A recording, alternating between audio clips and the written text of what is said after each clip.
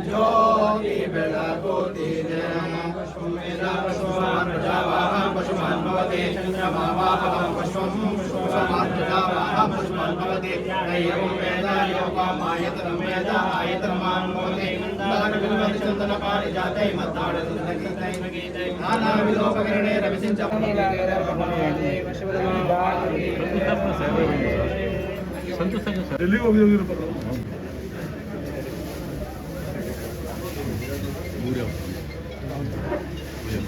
Main ಪೂಜೆ ಅಡ್ಡ ಹೋಗ್ತಾರೆ ಹೇಳಿ ಹೋಗ್ತಾರೆ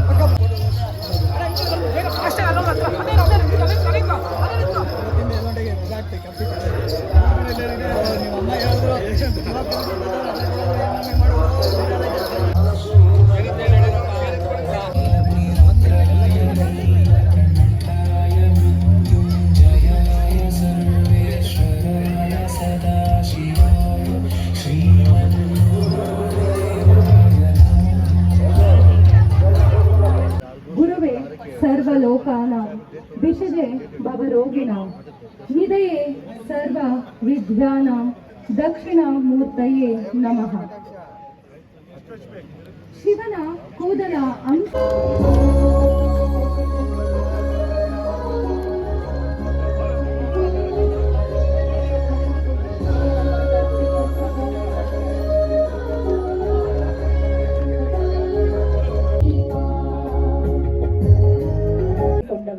ಲಿಂಗವನ್ನೇ ನನ್ನ ಪ್ರಾಣ ಎಂದವರು ಅವರೇ ನಮ್ಮ ಜಂಗಮರು.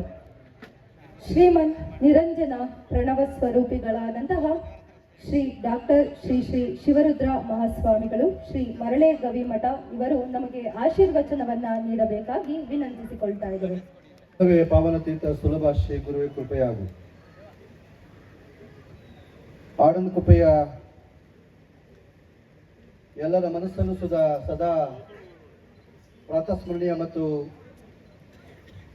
ದೈವ ಸ್ವರೂಪವಾಗಿರ್ತಕ್ಕಂಥ ವೀರಭದ್ರ ಸ್ವಾಮಿಯ ದೇವಸ್ಥಾನದ ರಾಜಗೋಪಾಲ ಮತ್ತು ಕಲಶ ಸ್ಥಾಪನೆ, ದೇವಸ್ಥಾನ ಜೀರ್ಣೋದ್ಧಾರ ಮತ್ತು ಕುಂಭಾಭಿಷೇಕ ಮಹೋತ್ಸವದ ಈ ಪವಿತ್ರ ಸಮಾರಂಭದಲ್ಲಿ ನಮ್ಮೆಲ್ಲರಿಗೂ ದರ್ಶನ ಆಶೀರ್ವಾದ ನೀಡ್ತಿರ್ತಕ್ಕಂಥ ಸಿದ್ಧಗಂಗಾ ಮಠದ ಪರಮಪೂಜ್ಯ ಗುರುಗಳಾಗಿರ್ತಕ್ಕಂಥ ನಿರಂಜನ ಪ್ರಣವ ಸ್ವರೂಪಿ ಸಿದ್ಧಲಿಂಗ ಮಹಾಸ್ವಾಮಿಗಳವರ ಅಡಿದವಳಿದ ಭಕ್ತಿಯ ನಮಸ್ಕಾರವನ್ನು ಸಲ್ಲಿಸಿ, ದೇಗಲ ಮಠದ ಕಿರೇಶ್ವರ ಅಂತ ಚನ್ನಬಸವ ಸ್ವಾಮಿಗಳವರಲ್ಲಿ, ಮಹದೇಶ್ವರ ಬೆಟ್ಟದ ಪರಮ ಪೂಜ್ಯರಲ್ಲೂ, ವೇದಿಕೆ ಮೇಲಿರ್ತಕ್ಕಂಥ ಎಲ್ಲ ಅರಗುರು ಚಂದ್ರಮೂರ್ತಿಗಳೆಲ್ಲ ಭಕ್ತಿಯ ಶರಣನ್ನು ಸಮರ್ಪಿಸಿ ಕಾರ್ಯಕ್ರಮಕ್ಕೆ ತಡವಾಗಿ ಆಗಮಿಸಿ ಪರಮ ಪೂಜ್ಯರ ಡಿ.ಕೆ. ಸುರೇಶ್ ಅವರೇ, ಆತ್ಮೀಯರಾದಂಥ ರವಿ ಅವರೇ, ದಿಲೀಪ್ ಅವರೇ, ಈ ಊರಿನ ಗ್ರಾಮಸ್ಥರೇ, ಭಕ್ತ ಮಹಾಶಯರೇ, ತಾಯಿಂದರೇ, ಮಕ್ಕಳೇ, ಉಳ್ಳವರು ಶಿವಾಲಯ ಮಾಡುವರಯ್ಯ, ನಾನೇನೆ ಮಾಡಲಿ ಬಡವನಯ್ಯ, ಎನ್ನ ಕಾಲೇ ಕಂಬ ದೇಹವೇ ದೇಗುಲ, ಶಿರವೇ ವನ್ನ ಕಳಸವಯ್ಯ, ಸ್ಥಾವರ ಕಳಿ ಉಂಟು ಜಂಗಮ ಕಳಿವಿಲ್ಲ. ಇದನ್ನ ಬಸವಣ್ಣವರು ಅಪ್ಪಣೆ ಕೊಡಿಸಿದ್ದಾರೆ. ಭೌತಿಕವಾಗಿ ದೇವರು ಯಾರಿಗೆ ಒಲಿತಾನೆ ಅಂತಕ್ಕಂಥ ಪ್ರಶ್ನೆಯನ್ನು ಹಾಕೊಂಡಾಗ ಶ್ರೀಮಂತರಿಗೆ ಒಲಿತಾನ, ರಾಜಕಾರಣಿಗಳಿಗೆ ಒಲಿತಾನ, ಜಮೀನ್ದಾರಿಗೆ ಒಲಿತಾನ, ವ್ಯಾಪಾರಸ್ಥರಿಗೆ ಒಲಿತಾನೆ ಅಂತಕ್ಕಂಥ ಪ್ರಶ್ನೆನ ಹುಡುಕುತ್ತಾ ಹೋದ್ರೆ ದೇವರು ಒಲಿಯೋದು ಒಂದೇ. ಭಕ್ತಿ ಎಲ್ಲಿದೆಯೋ ಅಲ್ಲಿ ಮಾತ್ರ ದೇವರು ಒಲಿಲಿಕ್ಕೆ ಸಾಧ್ಯ. ಆ ನಿಟ್ಟಿನಲ್ಲಿ ನಾವೆಲ್ಲರೂ ಸಹ ಇಲ್ಲಿ ಒಂದೇ ಉದ್ದೇಶಕ್ಕೆ ಬಂದಿದ್ದೀವಿ. ವೀರಭದ್ರ ಸ್ವಾಮಿಯ ದರ್ಶನ ಮಾಡಲಿಕ್ಕೆ, ವೀರಭದ್ರ ಸ್ವಾಮಿಯ ಕೃಪಾ ಆಶೀರ್ವಾದನ ಪಡೆದುಕೊಂಡು ನಮ್ಮಲ್ಲಿ ಮಲ್ಲಿರ್ತಕ್ಕಂಥ ಕಷ್ಟ ಕಲ್ಪನೆಗಳನ್ನು ಒಂದಷ್ಟು ದೂರೀಕರಿಸಿ ನಮಗೆ ನೆಮ್ಮದಿ ಮತ್ತು ಶಾಂತಿಯನ್ನ ಕೊಡಪ್ಪ ಅಂತಕ್ಕಂಥ ಕೇಳ್ತಕ್ಕಂಥ ಪ್ರಾರ್ಥನೆ ಮಾಡಲಿಕ್ಕೆ ಇಲ್ಲಿ ಎಲ್ಲವೂ ಸುಧಾ ಬಂದಿರತಕ್ಕಂಥದ್ದು. ಈ ನೆಮ್ಮದಿ ಮತ್ತು ಶಾಂತಿ ಅಂತಕ್ಕಂಥದ್ದು ಯಾವುದೇ ಕನಕಪುರದ ಮಾರ್ಕೆಟ್ಲಿ ಸಿಗೋದಿಲ್ಲ, ಅಂಗಡಿಯಲ್ಲಿ ದುಡ್ಡು ಕೊಟ್ಟು ಪಡೀಲಿಕ್ಕೆ ಆಗೋದಿಲ್ಲ. ಈ ನೆಮ್ಮದಿ ಶಾಂತಿಯನ್ನು ನಮ್ಮಲ್ಲೇ ನಾವು ಪಡಿಬೇಕಾಗಿದೆ. ನಮ್ಮಲ್ಲಿ ನಾವು ಪಡಿಬೇಕಾದ್ರೆ ಅದು ಗುರು ಸಾನ್ನಿಧ್ಯ ಮತ್ತು ದೇವಸ್ಥಾನದ ದೇವರ ಮುಂದೆ ಮಾತ್ರ ಕೂತು ಪ್ರಾರ್ಥನೆಯನ್ನು ಮಾಡೋದಾದ್ರೆ ಮಾತ್ರ ನೆಮ್ಮದಿ ಮತ್ತು ಶಾಂತಿ ನಮ್ಮಲ್ಲಿ ಸಿಗಲಿಕ್ಕೆ ಸಾಧ್ಯ ಹೊರತು ಇನ್ನು ಯಾವುದೇ ಕಾರಣಕ್ಕೂ ಸಹ ನೆಮ್ಮದಿ ಮತ್ತು ಶಾಂತಿ ಸಿಗಲಿಕ್ಕೆ ಸಾಧ್ಯತೆ ಇಲ್ಲ. ಈ ನೆಮ್ಮದಿ ಇರತಕ್ಕಂಥದ್ದನ್ನ ಭಗವಂತ ಮನುಷ್ಯನಿಗೆ ಎಲ್ಲಿ ಇಡಬೇಕಪ್ಪ ಅಂತಕ್ಕಂಥ ಪ್ರಶ್ನೆಯನ್ನ ದೇವಾನುದೇವತೆಗಳ ಮುಂದೆ ರವಿಯವರು ಚರ್ಚೆ ಮಾಡ್ತಾನಂತೆ. ಆಗ ಬೆಟ್ಟದ ಮೇಲೆ ಇಡೋಣ ನೆಮ್ಮದಿಯನ್ನ. ಆಗ ದೇವರು ಹೇಳ್ತಾರೆ, ಮನುಷ್ಯ ಬೆಟ್ಟನ ಸುದ ಕೊರೆದು ಬಿಟ್ಟು ಅಲ್ಲೂ ಸುದ ಪಡ್ಕೊಂಡ್ಬಂದ್ಬಿಡ್ತಾನೆ, ಅಲ್ಲಿ ಇಡೋದು ಬೇಡ ಅಂತಂದ್ರು. ಅರಣ್ಯದ ಒಳಗಡೆ ಇಡೋಣ, ಅರಣ್ಯದಲ್ಲೂ ಸುದ ಇಡೋದು ಬೇಡ, ಅಲ್ಲೆಲ್ಲ ಗಿಡಗಂಡಿನ ಕತ್ ಮಾಡಿ ಅಲ್ಲೂ ಸುದ ನೆಮ್ಮದಿಯನ್ನು ತೆಗೆದುಕೊಂಡು ಬಂದ್ಬಿಡ್ತಾನೆ. ನೀರಿನ ಜಲದೊಳಗಡೆ ಇಡೋಣ ಅಂತೇಳಿ ಪ್ರಶ್ನೆ ಮಾಡೋದಂತೆ, ನೀರಿನೊಳಗೂ ಸುದ ಇಳಿಗಿ ಅಲ್ಲೂ ಸುದ ನೆಮ್ಮದಿಯನ್ನು ತೆಗೆದುಕೊಂಡು ಬಂದ್ಬಿಡ್ತಾನೆ, ಅಲ್ಲೂ ಸುದ ಇಡೋದು ಬೇಡ ಅಂತ. ಆಗ ನಮ್ಮ ಪರಶಿವ ಯೋಚನೆ ಮಾಡಿ ನೆಮ್ಮದಿ ಎಲ್ಲಿಡ್ಬೇಕಪ್ಪ ಅಂತಂದ್ರೆ ಮನುಷ್ಯರ ಹೃದಯದ ಒಳಭಾಗದಲ್ಲೇ ಇಟ್ಬಿಡೋಣ ಅಂತೇಳಿ ಪ್ರಶ್ನೆ ಮಾಡಿ ನೆಮ್ಮದಿ ಅಂತಕ್ಕಂಥದ್ದನ್ನ ನಮ್ಮ ಮನಸ್ಸಿನ ಒಳಗಡೆನೆ ಭಗವಂತ ಇಟ್ಟಿದ್ದಾನೆ. ಆ ನೆಮ್ಮದಿ ಕಾಣ್ತಕ್ಕಂಥ ಪ್ರಯತ್ನ ಅದು ನಮ್ಮದಾಗಬೇಕು. ಅದು ಯಾವಾಗ ಸಿಗ್ಲಿಕ್ಕೆ ಸಾಧ್ಯಪ್ಪ ಅಂತಂದ್ರೆ ನಾವು ಮಾಡ್ತಕ್ಕಂಥ ಭಕ್ತಿ, ಆರಾಧನೆ, ಪೂಜೆಯಿಂದ ಮಾತ್ರ ಅದು ಸಾಧ್ಯ ಅಂತಕ್ಕಂಥ ಮಾತನ್ನ ಈ ಸಂದರ್ಭದಲ್ಲಿ, ಈ ಸನ್ನಿವೇಶದಲ್ಲಿ, ವೇದಿಕೆ ಮೇಲೆ ಹೇಳ್ತಾ ಪರಮ ಪೂಜ್ಯರು ಬಹಳ ದೂರದಿಂದ ದಯಮಾಡಿಸಿ ನಮ್ಮ ನಿಮ್ಮೆಲ್ಲರೂ ಸುದ ಆಶೀರ್ವಾದ ಮಾಡಲಿಕ್ಕೆ ದಯಮಾಡಿಸಿದ್ದಾರೆ. ಅವರ ಆಶೀರ್ವಾದ ನಾವು ಎಲ್ಲರೂ ಸುದ ಕೇಳೋಣ ಅಂತಕ್ಕಂಥ ಮಾತನ್ನು ಹೇಳ್ತಾ ಈ ದೇವಸ್ಥಾನದ ಜೀರ್ಣೋಭಿವೃದ್ಧಿಗೆ ನಮ್ಮ ಪರಮೇಶ್ವರ ಮತ್ತು ವೀರಭದ್ರಯ್ಯನವರು ತನ್ನ ಮನ ಸಮರ್ಪಣೆಯನ್ನು ಮಾಡಿ ಅವರು ಹಗಲಿರುಳು ಅಹರ್ನಿಶಿ ಇಡೀ ತಮ್ಮ ಜೀವಮಾನದ ಆಯುಷ್ಯನ್ನೇ ಈ ವೀರಭದ್ರ ಸ್ವಾಮಿ ದೇವಸ್ಥಾನದ ಜೀರ್ಣೋದ್ಧಾರಕ್ಕೆ ಅವರು ಮೀಸಲಿಟ್ಟಿದ್ದಾರೆ. ಬಹುಶಃ ಅವರು ನೋಡ್ತಿದ್ದಂಗೆ ವೀರಭದ್ರ ಸ್ವಾಮಿ ಅವರ ಒಂದು ತದ್ರೂಪ ಬಹುಶಃ ನಮ್ಮ ಪರಮೇಶ್ವರನವರು. ಆಚಾರ ನಿಷ್ಠರು, ಪೂಜಾ ನಿಷ್ಠರು, ವಿಚಾರವಾದಿಗಳು, ಸರಳ ಸಜ್ಜನಿಕೆ ಒಂದು ಸಾಕಾರ ಮೂರ್ತಿ ನಮ್ಮ ಪರಮೇಶ್ವರ ಮತ್ತು ಅವರ ಕುಟುಂಬ ವರ್ಗದವರು. ಅವರೆಲ್ಲರೂ ಸಹ ನಿಮ್ಮೆಲ್ಲರ ಸಹಕಾರವನ್ನು ಪಡೆದು ಈ ಒಂದು ಒಳ್ಳೆಯ ಕೆಲಸಗಳಲ್ಲಿ ಮಾಡಿದ್ದಾರೆ ಅಂತಕ್ಕಂಥ ಮಾತನ್ನು ಈ ಸಂದರ್ಭದಲ್ಲಿ ಹೇಳ್ತಾ, ಇನ್ನೂ ಈ ಕ್ಷೇತ್ರ ಅಭಿವೃದ್ಧಿಯಾಗಿ ನೂರ್ಮಡಿಯಾಗಿ ಬೆಳೆಯತಕ್ಕಂಥ ಶುಭಾಶಯ ಹೇಳ್ತಾ, ನೆಮ್ಮದಿ ಮತ್ತು ಶಾಂತಿ ಸಮಾಧಾನ ಯಾವತ್ತೂ ನಮ್ಮ ಭಕ್ತರ ಮನಸ್ಸಲ್ಲಿ ಸದಾ ಇರಲಿ, ನಿಮ್ಮೆಲ್ಲ ಕುಟುಂಬಕ್ಕೂ ಸುಧಾ ವೀರಭದ್ರೇಶ್ವರ ಒಳ್ಳೆಯದನ್ನ ಮಾಡಲಿ ಅಂತೇಳಿ ಅರಸಿ ಈ 4 ಮಾತನ್ನು ಮುಕ್ತಾಯ ಮಾಡೋಣ. ಓಂ ಶಾಂತಿ ಶಾಂತಿ ಶಾಂತಿ. ನಮ್ಮ ಕುಟುಂಬ ವರ್ಗದವ್ರು ಇರ್ಬೋದು, ನಮ್ಮ ಸ್ನೇಹಿತರುಗಳಿರ್ಬೋದು, ನಮ್ಮ ಬಂಧು ಬಳಗದವ್ರು ಇರ್ಬೋದು, ಪರಸ್ಪರ ನಾವು ಯಾರನ್ನೂ ನಂಬಲಿಕ್ಕೆ ತಯಾರಿಲ್ಲ. ಇವತ್ತಿನ ಸಮಾಜ ಸಾಮಾನ್ಯವಾಗಿ ಎಲ್ರಿಗೂ ಭಯ ಭಕ್ತಿ ಅಂತಂತಾರೆ. ನಮ್ಮ ನಾಯಕರಾಗಿರ್ತಕ್ಕಂಥ ಡಿ.ಕೆ. ಶಿವಕುಮಾರ್ ಸಾಹೇಬ್ರು ಹೇಳ್ತಾ ಇರ್ತಾರೆ, ಮನೆ ಹುಷಾರು ಮಠ ಹುಷಾರು ಅಂತ. ಮಠ ಹುಷಾರು ಅಂತ. ಮನೆ ಎಷ್ಟು ನಮ್ಮ ಕುಟುಂಬ ನಮ್ಗೆ ಎಷ್ಟು ಇಂಪಾರ್ಟೆಂಟೋ, ನಮ್ಗೆ ಸನ್ಮಾರ್ಗವನ್ನ ತೋರ್ಸಕ್ಕಂತ ನಮ್ಮ ಜೀವನಕ್ಕೆ ಒಂದು ಗುರಿ ಇರಬೇಕು. ಆ ಗುರಿಯಿಂದ ಒಬ್ಬ ಗುರು ಇರಬೇಕು. ಅದಕ್ಕೆ ಯಾರು ಇರ್ಬೇಕಪ್ಪ? ಭಕ್ತಿ ಅನ್ನೋದಕ್ಕಿಂತ ಪ್ರೀತಿ ಜಾಸ್ತಿ ಆಯ್ತಾ ಹೋಯ್ತು. ಅಂತ ಒಂದು ದೊಡ್ಡ ಮಠ ರಾಜ್ಯದಲ್ಲೇ, ದೇಶದಲ್ಲೇ ಒಂದು ದೊಡ್ಡದಾಗಿ ಅದರದೇ ಆದಂಥ ಒಂದು ಇತಿಹಾಸವನ್ನ, ಅದರದೇ ಆದಂಥ ಕೋಟ್ಯಾಂತರ ಅಭಿಮಾನಿಗಳನ್ನ ಹೊಂದಿರ್ತಕ್ಕಂಥ ಮಠಕ್ಕೆ ಎಂತ ಒಬ್ಬ ಸರಳ ಸಜ್ಜನರು ಒಬ್ರು ಸ್ವಾಮೀಜಿಗಳಾಗಿ ನಮ್ಗೆಲ್ರಿಗೂ ಆದಂಥದ್ದು ನಮ್ಮ ನಾಡಿನ ಒಂದು ಪುಣ್ಯ ಅಂತ ಹೇಳಿದ್ರೆ ತಪ್ಪಲಾಗಲಾರ್ದು. ನಮ್ಮ ಕರುನಾಡಿನ ನಾವೆಲ್ಲರೂ ಭಾಗ್ಯವಂತರು. ಇಂಥ ಒಬ್ಬ ಸರಳರು, ಒಬ್ಬ ಸಜ್ಜನರು ನಮ್ಗೆಲ್ಲ ಮಾರ್ಗದರ್ಶನವನ್ನ ಮಾಡಲಿಕ್ಕೆ ಅವರಲ್ಲಿ ನಾನು ಅಷ್ಟು ದೊಡ್ಡ ಮಟ್ಟಕ್ಕೆ ಸ್ವಾಮೀಜಿ ಆಗಿದ್ದೀನಿ ಅಂತಕ್ಕಂಥ ಚಿಕ್ಕ ಒಂದು ಇದಷ್ಟು ಕೂಡ ಅವರಲ್ಲಿ ಅಹಮಿಲ್ಲ. ಅವ್ರು ನೋಡ್ತಾ ಇರೋ, ಅವ್ರು ಮಾತಾಡ್ತಾ ಯಾರೋ ಒಬ್ಬ ಒಂದು ಮಗು ಹೈಸ್ಕೂಲ್ ವಿದ್ಯಾರ್ಥಿನೋ, ಯಾರೋ ಒಬ್ಬ 7ನೇ ಕ್ಲಾಸ್ ಸ್ಟೂಡೆಂಟ್ ಯಾರೋ ಒಬ್ರು ಮಾತಾಡ್ತಕ್ಕಂಥ ಒಂದು ಮುಗ್ಧತೆ ಅವರಲ್ಲಿದೆ. ನಾನು ದೊಡ್ಡ ಮಟ್ಟದ ಮಠಾಧೀಶ, ನಾನು ಮಾತಾಡ್ಬೇಕಾದ್ರೆ ಹಿಂಗೆ ಮಾತಾಡಬೇಕು ಅಂತಕ್ಕಂಥದ್ದಿಲ್ಲ. ಅವರೆಲ್ಲ ಇರ್ತಕ್ಕಂಥ ಸರಳತೆ ನಿಜಕ್ಕೂ ನಮ್ಮೆಲ್ರಿಗೂ ಹೆಮ್ಮೆ. ಅವ್ರು ಸದಾಕಾಲ ಭಗವಂತ ಇದೇ ರೀತಿಯಾಗಿ ನಮ್ಮೆಲ್ರಿಗೂ ಸದ್ಮಾರ್ಗವನ್ನು ತೋರಿಸ್ಕೊಂಡು ನಮ್ಗೆಲ್ಲರೂ ಆಶೀರ್ವಾದವನ್ನು ಮಾಡ್ಕೊಂಡು ಬರ್ತಕ್ಕಂಥ ಶಕ್ತಿ, ಆರೋಗ್ಯ ಭಗವಂತ ಅವರಿಗೆ ಮತ್ತಷ್ಟು ನೀಡಲಿ. ಅವರ ನಡೆದಾಡುವ ಭಗವಂತ ಅಂತಕ್ಕಂಥ ಖ್ಯಾತಿಗೆ ಅವರು ಈ ಮಠವನ್ನು ಇನ್ನಷ್ಟು ನಡೆಸ್ಕೊಂಡು ಹೋಗ್ತಾರೆ ನಮ್ಮೆಲ್ಲರೂ ಅಂತೇಳಿ ನಾನಾದರೂ ಭಾವಿಸಿ, ಇನ್ನು ಮಠ ವೇದಿಕೆ ಮೇಲೆ ನಮ್ಮ ದೇಗಲು ಮಠದ ಹಿರಿಯ ಸ್ವಾಮೀಜಿಗಳಿಗೆ ಆರೋಗ್ಯ ಇಲ್ಲ ಆದರೂ ಅವ್ರಿಗೂ ಭಗವಂತ ವೀರಭದ್ರ ಸ್ವಾಮಿ ಹಿರಿಯ ಸ್ವಾಮೀಜಿಗಳ ಆರೋಗ್ಯ ಮತ್ತಷ್ಟು ನಡ್ಕೊಂಡು ಹೋಗಲಿ. ಆಮೇಲೆ ನಮ್ಮ ಕಿರಿಯ ಸ್ವಾಮೀಜಿಗಳು ಕೂಡ ಆಗಮಿಸಿದ್ದಾರೆ. ಅವರೆಲ್ಲರಿಗೂ ನಾನು ಮತ್ತೊಮ್ಮೆ ಅವರ ಪಾದಾರವಿಂದಗಳಿಗೆ ನಮಸ್ಕರಿಸ್ತಾ, ಇವತ್ತು ಭಾಳ ಒಳ್ಳೆ ಕೆಲಸ, ಭಾಳ ಒಳ್ಳೆ ದಿನ. ಇವತ್ತು ಈ ಭಾಗದಲ್ಲಿ ನಿಜಕ್ಕೂ ಒಂದು ಉತ್ತಮವಾದಂಥ ಕಾರ್ಯಕ್ರಮ ನಡೀತಾ ಇದೆ. ತಾವೆಲ್ಲ ಈ ಕಾರ್ಯಕ್ರಮದಲ್ಲಿ ಪಾಲ್ಗೊಂಡು ಬುದ್ಧಿಯವರ ಒಂದು ಆಶೀರ್ವಾಚನವನ್ನು ಕೇಳ್ತಕ್ಕಂಥ ಒಂದು ಸದ್ಭಾಗ್ಯ ನಮ್ಮೆಲ್ರಿಗೂ ದಯಪಾಲಿಸಿರ್ತಕ್ಕಂಥದ್ದು. ಈ ಒಂದು ಕಾರ್ಯಕ್ರಮಕ್ಕೆ ಅವರು ಅನ್ಯ ಕಾರ್ಯಕ್ರಮಗಳ ನೀವೆಲ್ಲ TV ಪೇಪರ್ ನೋಡ್ತಾ ಇರ್ತೀರಿ, ದಿನ ಎಲ್ಲ ಚರ್ಚೆ ಅದೇನೇ ನಡೀತಾ ಇರ್ತದೆ. ಅದಕ್ಕೆ ನಮ್ಮ ಸ್ವಾಮೀಜಿಗಳನ್ನ ನಾನು ಹೇಳಿದೆ, ಅಲ್ಲಿ ಕುಂಭಾಭಿಷೇಕ ಮಾಡುವಾಗ ನಿಮ್ಮ ಆಶೀರ್ವಾದ ಒಂದಿದ್ರೆ ಸಾಕು ಬುದ್ಧಿ ಅಂತ ಹೇಳಿ, ಸದಾಕಾಲ ನಮ್ಮ ಆಶೀರ್ವಾದ ಇದ್ದೇವೆ ಅಂತ ಹೇಳಿ ಅವ್ರು ಮುಕ್ತ ಮನಸ್ಸಿನಿಂದ ಆಶೀರ್ವಾದವನ್ನು ಕೂಡ ಮಾಡಿದ್ರು. ಕಾರ್ಯಕ್ರಮದ ನಿಮಿತ್ತ ಅವರು ದೆಹಲಿಗೆ ತೆರಳಿರೋದ್ರಿಂದ ಅವ್ರು ಇಲ್ಲಿಗೆ ಆಗಮಿಸಕ್ಕೆ ಆಗಲಿಲ್ಲ. ಅವರು ಶಂಕುಸ್ಥಾಪನೆಗೆ ಬಂದಿದ್ರು, ಬಸವರಾಜ ಜ್ಞಾಪಿಸ್ತಾ ಶಂಕುಸ್ಥಾಪನೆಗೆ ಅವರೇ ಬಂದು ಈ ಕಾರ್ಯಕ್ರಮ ಪ್ರಾರಂಭ ಆಗೋ ಸಂದರ್ಭದಲ್ಲಿ ಬಂದಿದ್ರು. DK ಸುರೇಶ್ ಅವರು ಇನ್ನು ಕೆಲವೇ ಕ್ಷಣಗಳಲ್ಲಿ ಈ ಕಾರ್ಯಕ್ರಮಕ್ಕೆ ಆಗಮಿಸ್ತಾರೆ. ಒಟ್ಟಾರೆಯಾಗಿ ತಮ್ಮೆಲ್ರಿಗೂ ಮತ್ತೊಮ್ಮೆ ಅಭಿನಂದನೆಗಳು ಸಲ್ಲಿಸಿ ನನಗೆ ಮಾತಾಡಲಿಕ್ಕೆ ಅವಕಾಶ ಮಾಡಿಕೊಟ್ಟಂತ ತಮಗೆ ಅಭಿನಂದಿಸಿ ನಾನು ಮಾತು ಮುಗಿಸ್ತಾ ಇದ್ದೀನಿ. ಜೈ ಹಿಂದ್. ವೀರಭದ್ರೇಶ್ವರ ಸ್ವಾಮಿ ದೇವಸ್ಥಾನದ ಜೀರ್ಣೋದ್ಧಾರ ಸಮಾರಂಭದ ದಿವ್ಯ ಸಾನ್ನಿಧ್ಯವನ್ನು ದಯಪಾಲಿಸಿರುವಂತಹ ನಿಮ್ಮೆಲ್ಲರ ಮಾರ್ಗದರ್ಶಕರು, ಮಾತೃಹೃದಯಗಳು ಆದಂತಹ ಪರಮ ಪೂಜ್ಯ ಮನ್ನಿರಂಜನ ಪ್ರಣವ ಸ್ವರೂಪಿ ಶ್ರೀ ಶ್ರೀ ಸಿದ್ಧಲಿಂಗ ಮಹಾಸ್ವಾಮಿಗಳವರು ಸಿದ್ಧಗಂಗಾ ಕ್ಷೇತ್ರದ ಪರಮ ಪೂಜ್ಯರಲ್ಲಿ ನನ್ನ ಭಕ್ತಿಯ ನಮನಗಳನ್ನು ಸಲ್ಲಿಸಿ, ದಿವ್ಯ ನೇತೃತ್ವವನ್ನು ದಯಪಾಲಿಸಿದಂತಹ ಪರಮ ಪೂಜ್ಯ ಡಾಕ್ಟರ್ ಮುಮ್ಮಡಿ ನಿರ್ವಾಣ ಮಹಾಸ್ವಾಮಿಗಳವರ ಕರಸಂಜಾತರಾದಂತಹ ಕಿರಿಯ ಶ್ರೀಗಳು ಆದಂತಹ ಡಾಕ್ಟರ್ ಶ್ರೀ ಚನ್ನಬಸವ ಸ್ವಾಮಿಗಳವರ ಪಾದಗಳಿಗೆ ಪದ್ಮಗಳಿಗೆ ನನ್ನ ಭಕ್ತಿಯ ನಮನಗಳನ್ನು ಸಲ್ಲಿಸಿ, ಕೂಡ ನಮ್ಮ ದೇಶದ ಒಂದು ಆಧ್ಯಾತ್ಮಿಕತೆ ಮತ್ತು ಸಾಂಸ್ಕೃತಿಕತೆ ಎನ್ನುವಂತಹದ್ದನ್ನು ಇಡೀ ಜಗತ್ತಿನೆಲ್ಲನೂ ಕೂಡ ನಾವು ನೋಡಿದ್ರೆ ನಾವೆಷ್ಟು ನೆಮ್ಮದಿಯಿಂದ ಬದುಕ್ತಾ ಇದ್ದೀವಿ, ಎಷ್ಟು ನೆಮ್ಮದಿಯಿಂದ ನಮ್ಮ ಬದುಕನ್ನು ಸಾಗಿಸ್ತಾ ಇದ್ದೀವಿ ಅನ್ನೋದಕ್ಕೆ ಸಾಕಷ್ಟು ಉದಾಹರಣೆಗಳು ಮತ್ತು ನಿದರ್ಶನಗಳನ್ನು ನಾವು ನೋಡ್ಬೋದು. ಇವತ್ತು ಕನ್ಯಾಕುಮಾರಿಯಿಂದ ಕಾಶ್ಮೀರದವರೆಗೆ ಇರ್ಬೋದು, ಈ ಕಡೆ ಗುಜರಾತ್ನಿಂದ ಪಶ್ಚಿಮ ಬಂಗಾಳದವರೆಗೆ ಇರ್ಬೋದು, ಇಡೀ ಭಾರತಾದ್ಯಂತ ನೋಡಿದ್ರು ಕೂಡ ಎಲ್ಲೆಲ್ಲಿ ನೋಡಿದ್ರು ಕೂಡ ಗ್ರಾಮಗಳಿರುವಂತಹದ್ದು, ಜನರ ಬದುಕ್ತಿರುವಂತಹದ್ದು. ಆ ಹಳ್ಳಿಗಳೆಲ್ಲ ಹೋಗಿ ನೋಡಿದ್ರೆ ನೀವು ಒಂದೊಂದು ಹಳ್ಳಿಗಳಲ್ಲಿ ಗುಡಿಸಲಲ್ಲಿ ಇವರು ವಾಸಿಸ್ತಾ ಇರ್ತಾರೆ. ಆದರೆ ಆ ಗ್ರಾಮದ ದೇವಸ್ಥಾನವನ್ನ ಬಹಳ ಶ್ರೀಮಂತವಾಗಿ ಕಟ್ಟಿರ್ತಾರೆ. ಇಡೀ ವಿಶ್ವದಲ್ಲೆಲ್ಲಾದ್ರೂ ಭಕ್ತಿ ಮತ್ತೆ ಶ್ರದ್ಧೆಯಲ್ಲಿ ಶ್ರೀಮಂತಿಕೆ ಉಳ್ಳಂಥವ್ರು ಯಾರಾದರೂ ಇದ್ದಾರೆ ಅಂತ ಹೇಳಿದ್ರೆ ಅದು ನಮ್ಮ ಭಾರತ ದೇಶದವರು ಅಂತೇಳಿ ಬಹಳ ಹೆಮ್ಮೆಯಿಂದ ಹೇಳ್ಕೊಳ್ಬೇಕಾದಂತಹದ್ದು. ಇವತ್ತು ದೇಶ ವಿದೇಶಗಳನ್ನ ಪ್ರಸ್ತುತ ಪರಿಸ್ಥಿತಿಯನ್ನು ನೀವೆಲ್ಲರೂ ಕೂಡ ನೋಡ್ತಾ ಇರ್ಬೋದು. ಅಂತಾರಾಷ್ಟ್ರೀಯ ಮಟ್ಟದಲ್ಲಿ ಇರಾನ್, ದುಬೈನಲ್ಲಿ ಆಗ್ತಾ ಇರುವಂತಹ ಅಲ್ಲೋಲ ಕಲ್ಲೋಲಗಳನ್ನ, ಇವತ್ತು ಭಯೋತ್ಪಾದಕ ದಾಳಿಗಳನ್ನ ನೀವೆಲ್ಲರೂ ನೋಡ್ತಾ ಇದ್ರೆ ಅದರಲ್ಲೇ ನಿಮ್ಮೆಲ್ಲರೂ ಕೂಡ ಅರಿವಾಗುತ್ತೆ ನಾವೆಷ್ಟು ಭದ್ರತೆಯಿಂದಿದ್ದೀವಿ, ಎಷ್ಟು ನೆಮ್ಮದಿಯಿಂದಿದ್ದೀವಿ, ಎಷ್ಟು ಶಾಂತತೆಯಿಂದಿದ್ದೀವಿ, ನಮ್ಮ ಬದುಕು ಎಷ್ಟು ಚೆನ್ನಾಗಿದೆ ಅಂತೇಳಿ ನಮಗೆ ನಾವೇ ಅರ್ಥ ಮಾಡ್ಕೊಳ್ಬೇಕು. ಅದಕ್ಕೆ ಕಾರಣ ಏನಪ್ಪಾ ಅಂತ ಹೇಳಿದ್ರೆ ಈ ದೇಶದಲ್ಲಿ ಜನ್ಮವನ್ನು ತಾಳದಂತಹ ಸಂತರು, ಶ್ರೇಷ್ಠರು, ದಾರ್ಶನಿಕರು, ಶರಣರು, ಪುಣ್ಯ ಪುರುಷರಿಂದ ನಾವೆಲ್ಲರೂ ಕೂಡ ಇಂತಹ ಬದುಕನ್ನು ಕಟ್ಕೊಳ್ತಾ ಇದ್ದೀವಿ. ಅದರ ಜೊತೆಗೆ ನಮ್ಮ ಧಾರ್ಮಿಕ ಕೇಂದ್ರಗಳು, ಶ್ರದ್ಧಾ ಕೇಂದ್ರಗಳು, ಈಗ ನೀವು ಈ ದೇವಸ್ಥಾನಕ್ಕೆ 400 ವರ್ಷಗಳ ಇತಿಹಾಸ ಇದೆ ಅಂತ ಹೇಳಿ ನಾವು ಇತಿಹಾಸವನ್ನು ತಿಳ್ಕೊಂಡಂಥ ಸಂದರ್ಭದಲ್ಲಿ ವೀರಭದ್ರೇಶ್ವರರ ಒಂದು ಇತಿಹಾಸ ತಮ್ಮೆಲ್ಲರೂ ಕೂಡ ಗೊತ್ತಿರುವಂತಹದ್ದೇ.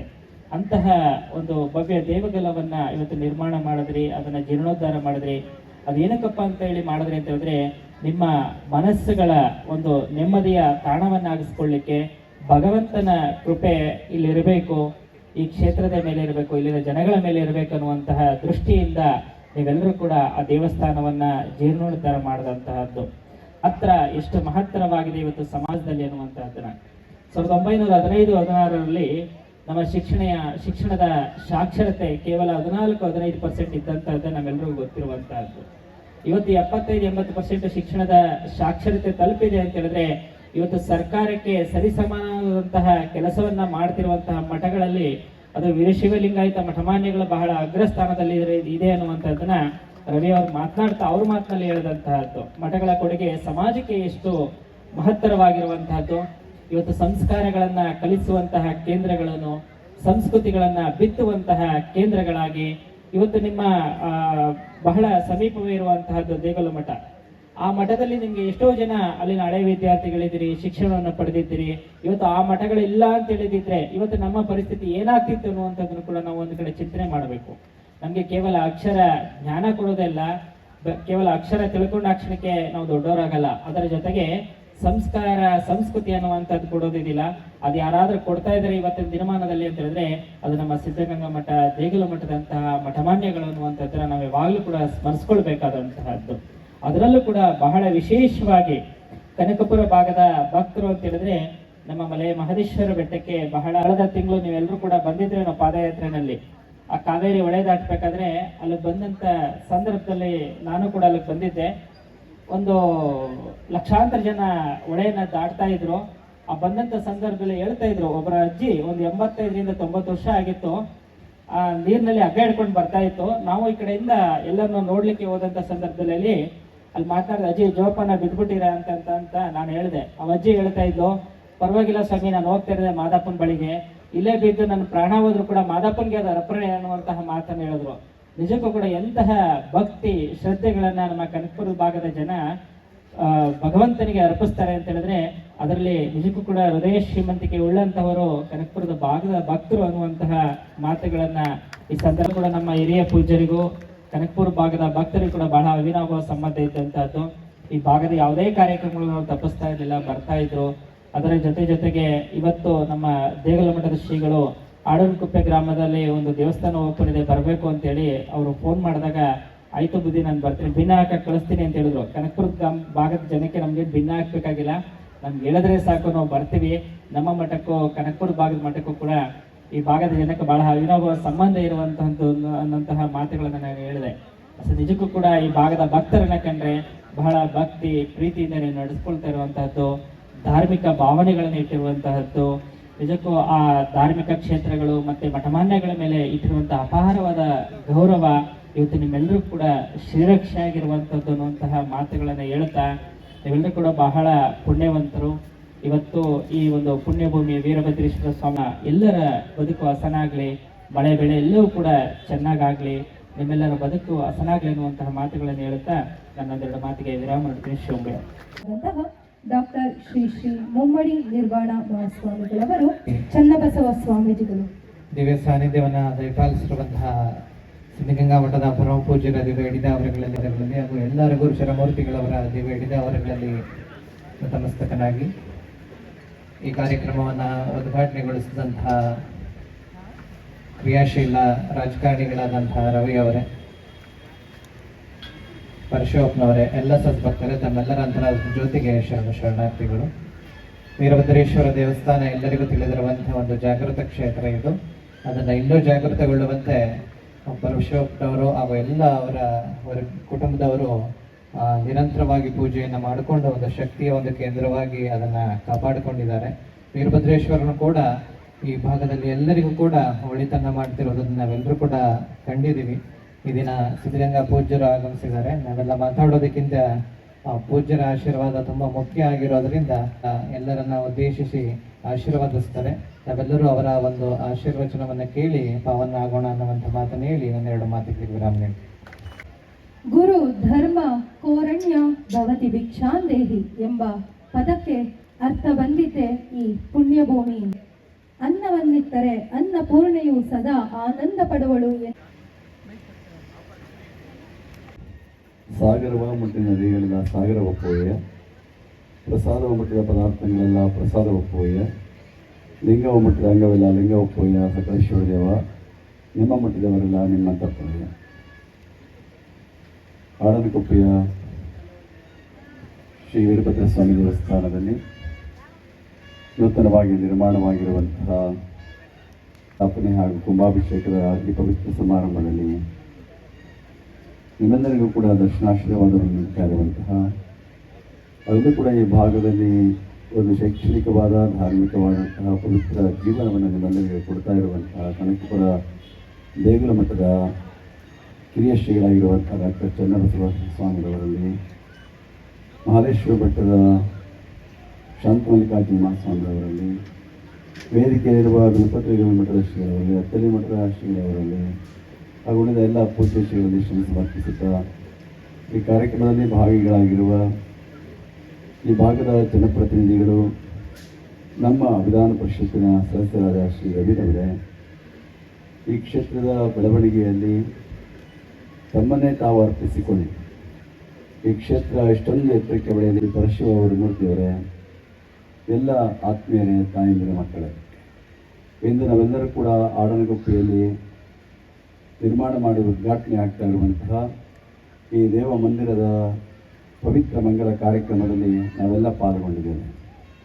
ಈಗಾಗಲೇ ಪ್ರಾಸ್ತಾವಿಕವಾಗಿ ಚನ್ನಬಸವಯ್ಯನವರು ಮಾತನಾಡ್ತಾ ಈ ಒಂದು ದೇವಸ್ಥಾನದ ಐತಿಹ್ಯವನ್ನು ನಿಮ್ಮೆಲ್ಲರ ಗಮನಕ್ಕೆ ತಂದಿರುವಂತಹ ಅವರು, ಇದು ಹೇಗೆ ಪಾಳೆಗಾರರ ಒಬ್ಬ ಉದ್ರವಿಂದ ಈ ಒಂದು ಕಲ್ಲು ಇಷ್ಟೊಂದು ಪವಿತ್ರ ಆಗೋದಕ್ಕೆ ಆ ಪವಿತ್ರತೆಯನ್ನು ಪಡ್ಕೊಂಡಿರೋದನ್ನು ತುಂಬ ಸಾಧ್ಯಂತವಾಗಿ ನಿಮ್ಮೆಲ್ಲರಿಗೂ ಕೂಡ ಅರ್ಥಪೂರ್ಣವಾಗಿ ಅವರು ತಿಳಿಸಿರುವಂತಹ ಅವರು. ನಮ್ಮ ಭಾರತೀಯ ಸಂಸ್ಕೃತಿಯಲ್ಲಿ ದೇವಸ್ಥಾನಗಳು ಮನುಷ್ಯನ ಬದುಕಿನಲ್ಲಿ ಅತ್ಯಂತ ಪವಿತ್ರವಾದಂತಹ ಪಾತ್ರವನ್ನು ನಿರ್ವಹಿಸಿಕೊಂಡು ಬರ್ತಾ ಇದ್ದಾರೆ. ದೇವಸ್ಥಾನಗಳು ಬಹಳ ಪುರಾತನದಿಂದಲೂ ಇರುವಂತಹದ್ದು. ಭಾರತ ದೇಶ ಇವತ್ತೇನಾದರೂ ವಿಶ್ವದಲ್ಲಿ ಗುರುತಿಸ್ಕೊಂಡಿದೆ ಅಂತಂದರೆ ನಮ್ಮಲ್ಲಿರುವಂತಹ ಧಾರ್ಮಿಕತೆ, ಆಧ್ಯಾತ್ಮಿಕತೆಯಿಂದ ನಮ್ಮ ಭಾರತ ದೇಶ ಇವತ್ತು ವಿಶ್ವದಲ್ಲಿಯೇ ಒಂದು ಪವಿತ್ರ ದೇಶ ಅಂತೇಳಿ ಭಾವಿಸ್ಕೊಂಡಿದ್ದಾರೆ. ಒಂದೊಂದು ದೇಶಕ್ಕೆ ಒಂದೊಂದು ಗುರುತಿದೆ. ಇವತ್ತು ಅಮೆರಿಕ ದೇಶ ಅಂದರೆ ಒಂದು ವ್ಯಾಪಾರ ಉದ್ಯಮ ಅಂತ ಹೇಳ್ತಾರೆ. ಹಾಗೆ ಜಪಾನ್ ದೇಶ ಅಂದರೆ ಒಂದು ಸಂಘಟಿತವಾದಂಥ ಕೆಲಸವನ್ನು ಮಾಡುವಂತಹ ಅವರು ಅಂತ. ಹಾಗೆ ಜರ್ಮನ್ ದೇಶ ಅಂದರೆ ಯಾವುದೇ ಒಂದು ವಸ್ತು ಉತ್ಪಾದನೆ ಮಾಡಿದರೆ 100 ವರ್ಷಗಳ ಕಾಲ ಬದುಕಬೇಕು, ಅದಿರಬೇಕು ಅನ್ನುವ ಹಾಗೆ ನಮ್ಮ ಭಾರತ ದೇಶದ ಏನಾದರೂ ಒಂದು ಹೆಗ್ಗುರುತು ಇದೆ ಅಂತಂದರೆ ಭಾರತದಲ್ಲಿರುವಂತಹ ಭಾರತೀಯ ಜನಗಳಲ್ಲಿ ಮನಸ್ಸಿನಲ್ಲಿರುವಂತಹ ಧಾರ್ಮಿಕತೆ, ದೈವ ಶಕ್ತಿ, ದೈವ ಭಕ್ತಿ ಅನ್ನುವಂಥದ್ದನ್ನು ನಾವೆಲ್ಲ ಗುರುತಿಸ್ಕೋಬೇಕಾಗಿರುವಂಥದ್ದು. ಒಬ್ಬ ನೋಬೆಲ್ ಪ್ರಶಸ್ತಿಯನ್ನು ಪಡ್ಕೊಂಡಂತಹ ಒಬ್ಬ ವಿಜ್ಞಾನಿ ಇದ್ದ. ಅವನು ಕೊನೆಗೆ ಒಂದು ದೇಶವನ್ನು, ತನ್ನ ಸ್ವಂತ ದೇಶವನ್ನು ಬಿಟ್ಟು ಯಾವುದಾದ್ರೂ ದೇಶಕ್ಕೆ ಹೋಗ್ತೇನೆ ಎನ್ನುವಂತಹ ಪ್ರಕಟಣೆಯನ್ನು ಮಾಡಿದ. ಆ ಪ್ರಕಟಣೆಯನ್ನು ಮಾಡಿದಾಗ ಇಡೀ ಪ್ರಪಂಚದ ಎಲ್ಲ ದೇಶಗಳು ನಮ್ಮ ದೇಶಕ್ಕೆ ಬನ್ನಿ ಅಂತ ಅವ್ರನ್ನ ಆಹ್ವಾನ ಮಾಡಿದ್ರು. ಅವರು ಯಾವ ದೇಶಕ್ಕೂ ಹೋಗಲಿಲ್ಲ, ನಮ್ಮ ಭಾರತ ದೇಶದ ಭೂಮಿಗೆ ಬಂದಿರೋದು. ಅವರನ್ನೆಲ್ಲರೂ ಪ್ರಶ್ನೆ ಮಾಡಿದ್ರು, ನೀವೆಲ್ಲ ದೊಡ್ಡ ದೊಡ್ಡ ದೇಶಗಳಿದ್ದು, ನಿಮಗೆ ಮುಂದುವರೆದ ದೇಶಗಳಿದ್ದು, ಒಳ್ಳೆ ನಿಮಗೆಲ್ಲನೂ ಆಹ್ವಾನ ಮಾಡಿದರು, ಆದರೆ ಭಾರತ ನಿಮಗೆ ಆಹ್ವಾನನೇ ಮಾಡಿಲ್ಲ ಯಾರನ್ನು ಕೂಡ. ಆದರೆ ಭಾರತಕ್ಕೆ ಏಕೆ ಬಂದಿರಿದ್ರಿ ಅಂತ ಒಂದು ಪ್ರಶ್ನೆಯನ್ನು ಕೇಳಿದರು. ಆಗ ಅವರು ಒಂದು ನಿದರ್ಶನವನ್ನು ಹೇಳಿದರು. ಈ ಭಾರತ ದೇಶದಲ್ಲಿ ಯಾರೂ ಕನಿಷ್ಠರಲ್ಲ, ಎಲ್ಲದಕ್ಕೂ ಮಹತ್ವ ಇದೆ ಅನ್ನೋದಕ್ಕೆ ಒಂದು ನಿದರ್ಶನವನ್ನು ಅವರು ಹೇಳ್ತಾರೆ. ಮಹಾಭಾರತದ ಎಲ್ಲ ಮುಗಿದ ಮೇಲೆ ಯುದ್ಧ ಎಲ್ಲ ಮುಗೀತಂತೆ, ಎಲ್ಲ ಸ್ವರ್ಗಾರೋಹಣ ನಡೀತಾ ಇತ್ತು. ಎಲ್ಲರೂ ಹೋಗ್ತಾ ಇದ್ರು, ಹೊರಟವ್ರು ಎಲ್ಲರೂ ಕೂಡ. ಧರ್ಮರಾಯ ಹೋಗಬೇಕಾಗಿತ್ತು. ಆ ಧರ್ಮರಾಯನಿಗೆ ಬೇಕಾಗಿದ್ದಂಥ ಅವ್ರ ಅಣ್ಣ ತಮ್ಮದು ಬಂದು ಭಾಳ ಎಲ್ಲ ಹೊರಟೋಗ್ಬಿಟ್ಟಿದ್ರು, ಯಾರೂ ಇರಲಿಲ್ಲ, ಒಬ್ಬನೇ ಇದ್ದ. ಅವನ ಜೊತೆಲಿ ಒಂದು ನಾಯಿ ಇತ್ತು. ಆ ನಾಯಿ ಜೊತೆಲೇ ಬರ್ತಾ ಇತ್ತು, ಇವನ ಜೊತೆಲೇ ಹೋಗ್ತಾ ಇತ್ತು. ಒಂದು ಸ್ವರ್ಗದೊಳಗೆ ಕಾಲಿಕ್ಕಬೇಕು. ಆಗ ನಾಯಿಯನ್ನು ತಡೆದುಬಿಟ್ರು. ನಾಯಿಯನ್ನು ತಡೆದಾಗ ಆ ಧರ್ಮರಾಯ ಒಂದು ಮಾತು ಹೇಳಿದ, ನನ್ನವರು ಅನ್ನುವಂಥವ್ರೆಲ್ಲ ಹೊರಟೋಗ್ಬಿಟ್ಟಿದ್ದಾರೆ, ನನ್ನ ಜೊತೆಯಲ್ಲಿರುವಂಥದ್ದು ಈಗ ಒಂದು ನಾಯಿ ಮಾತ್ರ, ಇದು ನನ್ನ ಜೊತೆ ಸ್ವರ್ಗಕ್ಕೆ ನೀವು ಬಿಡಲ್ಲ ಅಂದಮೇಲೆ ನಾನು ನಿಮ್ಮ ಸ್ವರ್ಗದಲ್ಲಿ ಕಾಲಿಕ್ಕಕ್ಕೆ ಬರೋದಿಲ್ಲ ಅಂತೇಳಿ ಧರ್ಮರಾಯ ಹೇಳಿದನಂತೆ. ಅಂದರೆ ಒಂದು ಸಾಮಾನ್ಯವಾದ ಒಂದು ಪ್ರಾಣಿ ಪಕ್ಷಿಗಳಿಗೂ ಕೂಡ ಒಂದು ಗೌರವವನ್ನು ಕೊಡುವಂತಹ ಒಂದು ದೇಶ ಅಂದರೆ ಅದು ಭಾರತ ದೇಶ. ಅದಕ್ಕಾಗಿ ನಾನು ಭಾರತವನ್ನು ಆಯ್ಕೆ ಮಾಡಿಕೊಂಡೆ ಎನ್ನುವಂತಹ ಮಾತನ್ನು ಆ ದೊಡ್ಡ ವಿಜ್ಞಾನಿ ಹೇಳುವಂತಹ ಮಾತಿದೆ. ಹಾಗೆ ಇವತ್ತು ಭಾರತ ದೇಶದಲ್ಲಿ ಪ್ರತಿಯೊಬ್ಬರಲ್ಲಿಯೂ ಕೂಡ ಒಂದು ನಂಬಿಕೆ ಎನ್ನುವಂಥದ್ದು, ಆ ನಂಬಿಕೆ ಯಾವತ್ತೂ ಕೂಡ ರಕ್ತಗತವಾಗಿರುವಂಥದ್ದನ್ನು ನಾವು ಕಾಣ್ತಾ ಇದ್ದೀವಿ. ಆ ನಂಬಿಕೆ ಯಾವುದಪ್ಪ ಅಂದರೆ ಏನಾನ ಇರಲಿ, ಯಾವುದೇ ಇರಲಿ, ದೇವರಿದ್ದಾನೆ ಎನ್ನುವಂಥ ಒಂದು ನಂಬಿಕೆ, ಒಂದು ಶ್ರದ್ಧೆ ನಮ್ಮ ಭಾರತೀಯರಲ್ಲಿ ಯಾವತ್ತೂ ಕೂಡ ಇರುವಂತಹದ್ದು. ಆ ನಂಬಿಕೆ ಇಲ್ಲದೆ ಹೋದರೆ ದೇವರು ಅಂತ ಕರೆಸೋದಕ್ಕೆ ಸಾಧ್ಯವಿಲ್ಲ. ಆದರೆ ಆ ನಂಬಿಕೆ ನಮ್ಮೆಲ್ಲರ ಮನಸ್ಸಿನಲ್ಲಿ ಅದು ಶಾಶ್ವತವಾಗಿ ಅಚ್ಚಳಿಯದೇ ಉಳಿದಿರುವಂತಹದ್ದು. ಎಂಥದ್ದೇ ಬದಲಾವಣೆ ಆಗಲಿ, ಎಷ್ಟೇ ಬದಲಾವಣೆಗಳಾದರೂ ಕೂಡ ಇವತ್ತು ಮನುಷ್ಯನೊಳಗೆ ಅಂತಹ ಒಂದು ಭಾವನೆ ಇದೆಯಪ್ಪ ಅಂದರೆ ದೇವರಿದ್ದಾನೆ ಎನ್ನುವಂಥ ಭಾವನೆ ಪ್ರತಿಯೊಬ್ಬರಲ್ಲಿಯೂ ಕೂಡ ಅದು ಶಾಶ್ವತವಾಗಿ ಉಳಿದುಕೊಂಡು ಬಂದಿರುವಂತಹದ್ದು. ಬಸವಣ್ಣವರು ಹೇಳ್ತಾರೆ, ನಂಬರು ನೆಚ್ಚರು ಬರಿದೇ ಕರೆವರು ನಂಬಿಕರಿದರೆ ಓ ಎನ್ನನೇ ಶಿವನು ಅನ್ನುವ ಹಾಗೆ ನಮ್ಮಲ್ಲಿರುವಂತಹ ಈ ಪೂಜೆ ಮಾಡ್ತಾ ಇದ್ದೀರಿ, ಬರ್ತಾ ಇದ್ದೀರಿ, ನೀವೆಲ್ಲ ಯಾಕೆ ಬರ್ತೀರಿ? ಆ ನಂಬಿಕೆಯಿಂದಲೇ ಬರುವಂತಹವರೆಲ್ಲರೂ ಕೂಡ. ಆ ನಂಬಿಕೆಯಲ್ಲದೆ ಹೋದ ಮೇಲೆ ಆ ದೇವರು ಅನ್ಸ್ಕೊಳ್ಳೋದಕ್ಕೂ ಆಗೋದಿಲ್ಲ, ಪೂಜೆ ಪುನಸ್ಕಾರ ಅನ್ಸ್ಕೊಳ್ಳೋದಕ್ಕೂ ಕರೆಯೋದಕ್ಕೆ ಆಗೋದಿಲ್ಲ. ಹಾಗೆ ಆ ನಂಬಿಕೆ ಅನ್ನುವಂಥದ್ದು ನಮ್ಮ ಭಾರತೀಯ ಸಂಸ್ಕೃತಿಯಲ್ಲಿ ದೇವರಿದ್ದಾನೆ ಅನ್ನುವಂಥದ್ದು ನಮ್ಮೆಲ್ಲರಲ್ಲಿ ಅದು ಶಾಶ್ವತವಾಗಿರೋದಕ್ಕಾಗಿಯೇ ಇಂಥ ಅನೇಕ ಮಂದಿರಗಳನ್ನು ಆಯಾಯ ಊರುಗಳಲ್ಲಿ ಎಲ್ಲರೂ ಕೂಡ ಕಟ್ಟಿ ಪೂಜಿಸುವಂಥ ಒಂದು ಮನೋಭಾವವನ್ನು ನಾವೆಲ್ಲ ಬೆಳೆಸ್ಕೊಂಡು ಬಂದಿದ್ದೇವೆ. ಹಿಂದಿನ ಕಾಲದಲ್ಲಿ ಒಂದು ದೇವಸ್ಥಾನ ಇರಲೇಬೇಕಾಗಿತ್ತು. ನೀವೆಲ್ಲ ನೋಡೋದಾಗೆ ಒಂದು ಊರು ಇರಬೇಕು ಅಂದರೆ ಒಂದು 5-6 ವಿಚಾರಗಳು ಇರ್ತಾ ಇತ್ತು. ಒಂದು ಗುಂಡುತೋಪು ಇರ್ತಾ ಇತ್ತು, ಒಂದು ಗೋಮಾಳ ಇರ್ತಾ ಇತ್ತು, ಒಂದು ಗೋಕಟ್ಟೆ ಇರ್ತಾ ಇತ್ತು, ಒಂದು ದೇವಸ್ಥಾನ ಇರ್ತಾ ಇತ್ತು. ಆದರೆ ಇವತ್ತು ನಿಮಗೆ ಯಾರನ್ನ ಕೇಳಿದ್ರೆ ಗೋಮಾಳ, ಗೋಕಟ್ಟೆ, ಗುಂಡುತೋಪು ಅಂದರೆ ಏನು ಅಂತ ಕೇಳ್ತೀವಿ ನೀವೆಲ್ಲ. ಯಾಕೆ ನಾವು ಇಲ್ಲವೇ ಇಲ್ಲ, ಎಲ್ಲ ಮುಗಿದೋಗ್ಬಿಟ್ಟಿದ್ದಾವೆ ಎಲ್ಲ ಕಡೆ. ಈಗೆಲ್ಲ ಅವನ್ನೆಲ್ಲ ಮುಗಿಸುತ್ತಿದ್ದಾರೆ, ಎಲ್ಲೂ ಇಲ್ಲ, ಸಿಗ್ತಾ ಇಲ್ಲ. ಆದರೆ ಒಂದು ದೇವಸ್ಥಾನ ಮಾತ್ರ ಉಳ್ಕೊಂಡು ಬರ್ತಾ ಇದೆ. ಆದರೆ ಅವೆಲ್ಲ ಯಾತಕ್ಕೆ ಮಾಡಿದ್ರಪ್ಪ ಹಿರಿಯರು ಅಂದರೆ ಆ ಊರಿನ ಜನ ಎಲ್ಲ ಸಂತೋಷವಾಗಿರಬೇಕು, ಸುಭಿಕ್ಷವಾಗಿರಬೇಕು.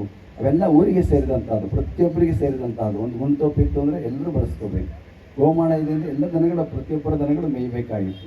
ಗೋಕಟ್ಟೆ ಇರ್ತಾ ಇತ್ತು. ಹಾಗೆ ದೇವಸ್ಥಾನವೂ ಕೂಡ ಎಲ್ಲರ ಒಂದು ಆಧ್ಯಾತ್ಮದ ಒಂದು ಶ್ರದ್ಧೆಯ ಕೇಂದ್ರ ಆಗಿರ್ತಾ ಇತ್ತು. ಇವತ್ತು ಅವೆಲ್ಲ ಹೋದರೂ ಕೂಡ ದೇವಸ್ಥಾನ ಉಳಿದು.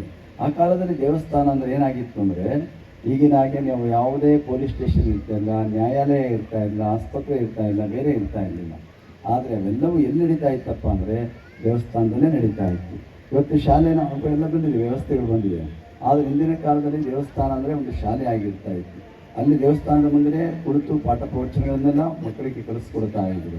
ಹಾಗೆಯೇ ಒಂದು ಊರಿನಲ್ಲಿ ಏನಾದರೂ ವೈಮನಸ್ಸು ಉಂಟಾದರೆ, ಎಲ್ಲರಿಗೂ ಏನಾದರೂ ದ್ವೇಷ ಉಂಟಾದರೆ, ಜಗಳ ಆಡಿದ್ರೆ ಇಬ್ಬರನ್ನ ಕುರಿಸಿ ದೇವರ ಮಧ್ಯದಲ್ಲಿ ಒಂದು ಅದನ್ನು ಆಧಾರವಾಗಿ ಇಟ್ಕೊಂಡು ನ್ಯಾಯ ತೀರ್ಮಾನವನ್ನು ಮಾಡುವಂಥ ಒಂದು ಸ್ಥಳ ಆಗಿರ್ತಾ ಇತ್ತು. ಹೀಗೆ ಅದರ ಜೊತೆಗೆ ಇವತ್ತು ಸಾಂಸ್ಕೃತಿಕ ಕಾರ್ಯಕ್ರಮಗಳು, ಇವತ್ತೆಲ್ಲ ಏನೆಲ್ಲ ನಮ್ಮ ಜನಗಳು, ಹಳ್ಳಿ ಜನಗಳು ನಾಟಕ ಆಡ್ತಾ ಇದ್ರು, ಬೇರೆ ಬೇರೆ ಕಲೆಗಳನ್ನು ಪ್ರದರ್ಶನ ಮಾಡ್ತಾ ಇದ್ರು.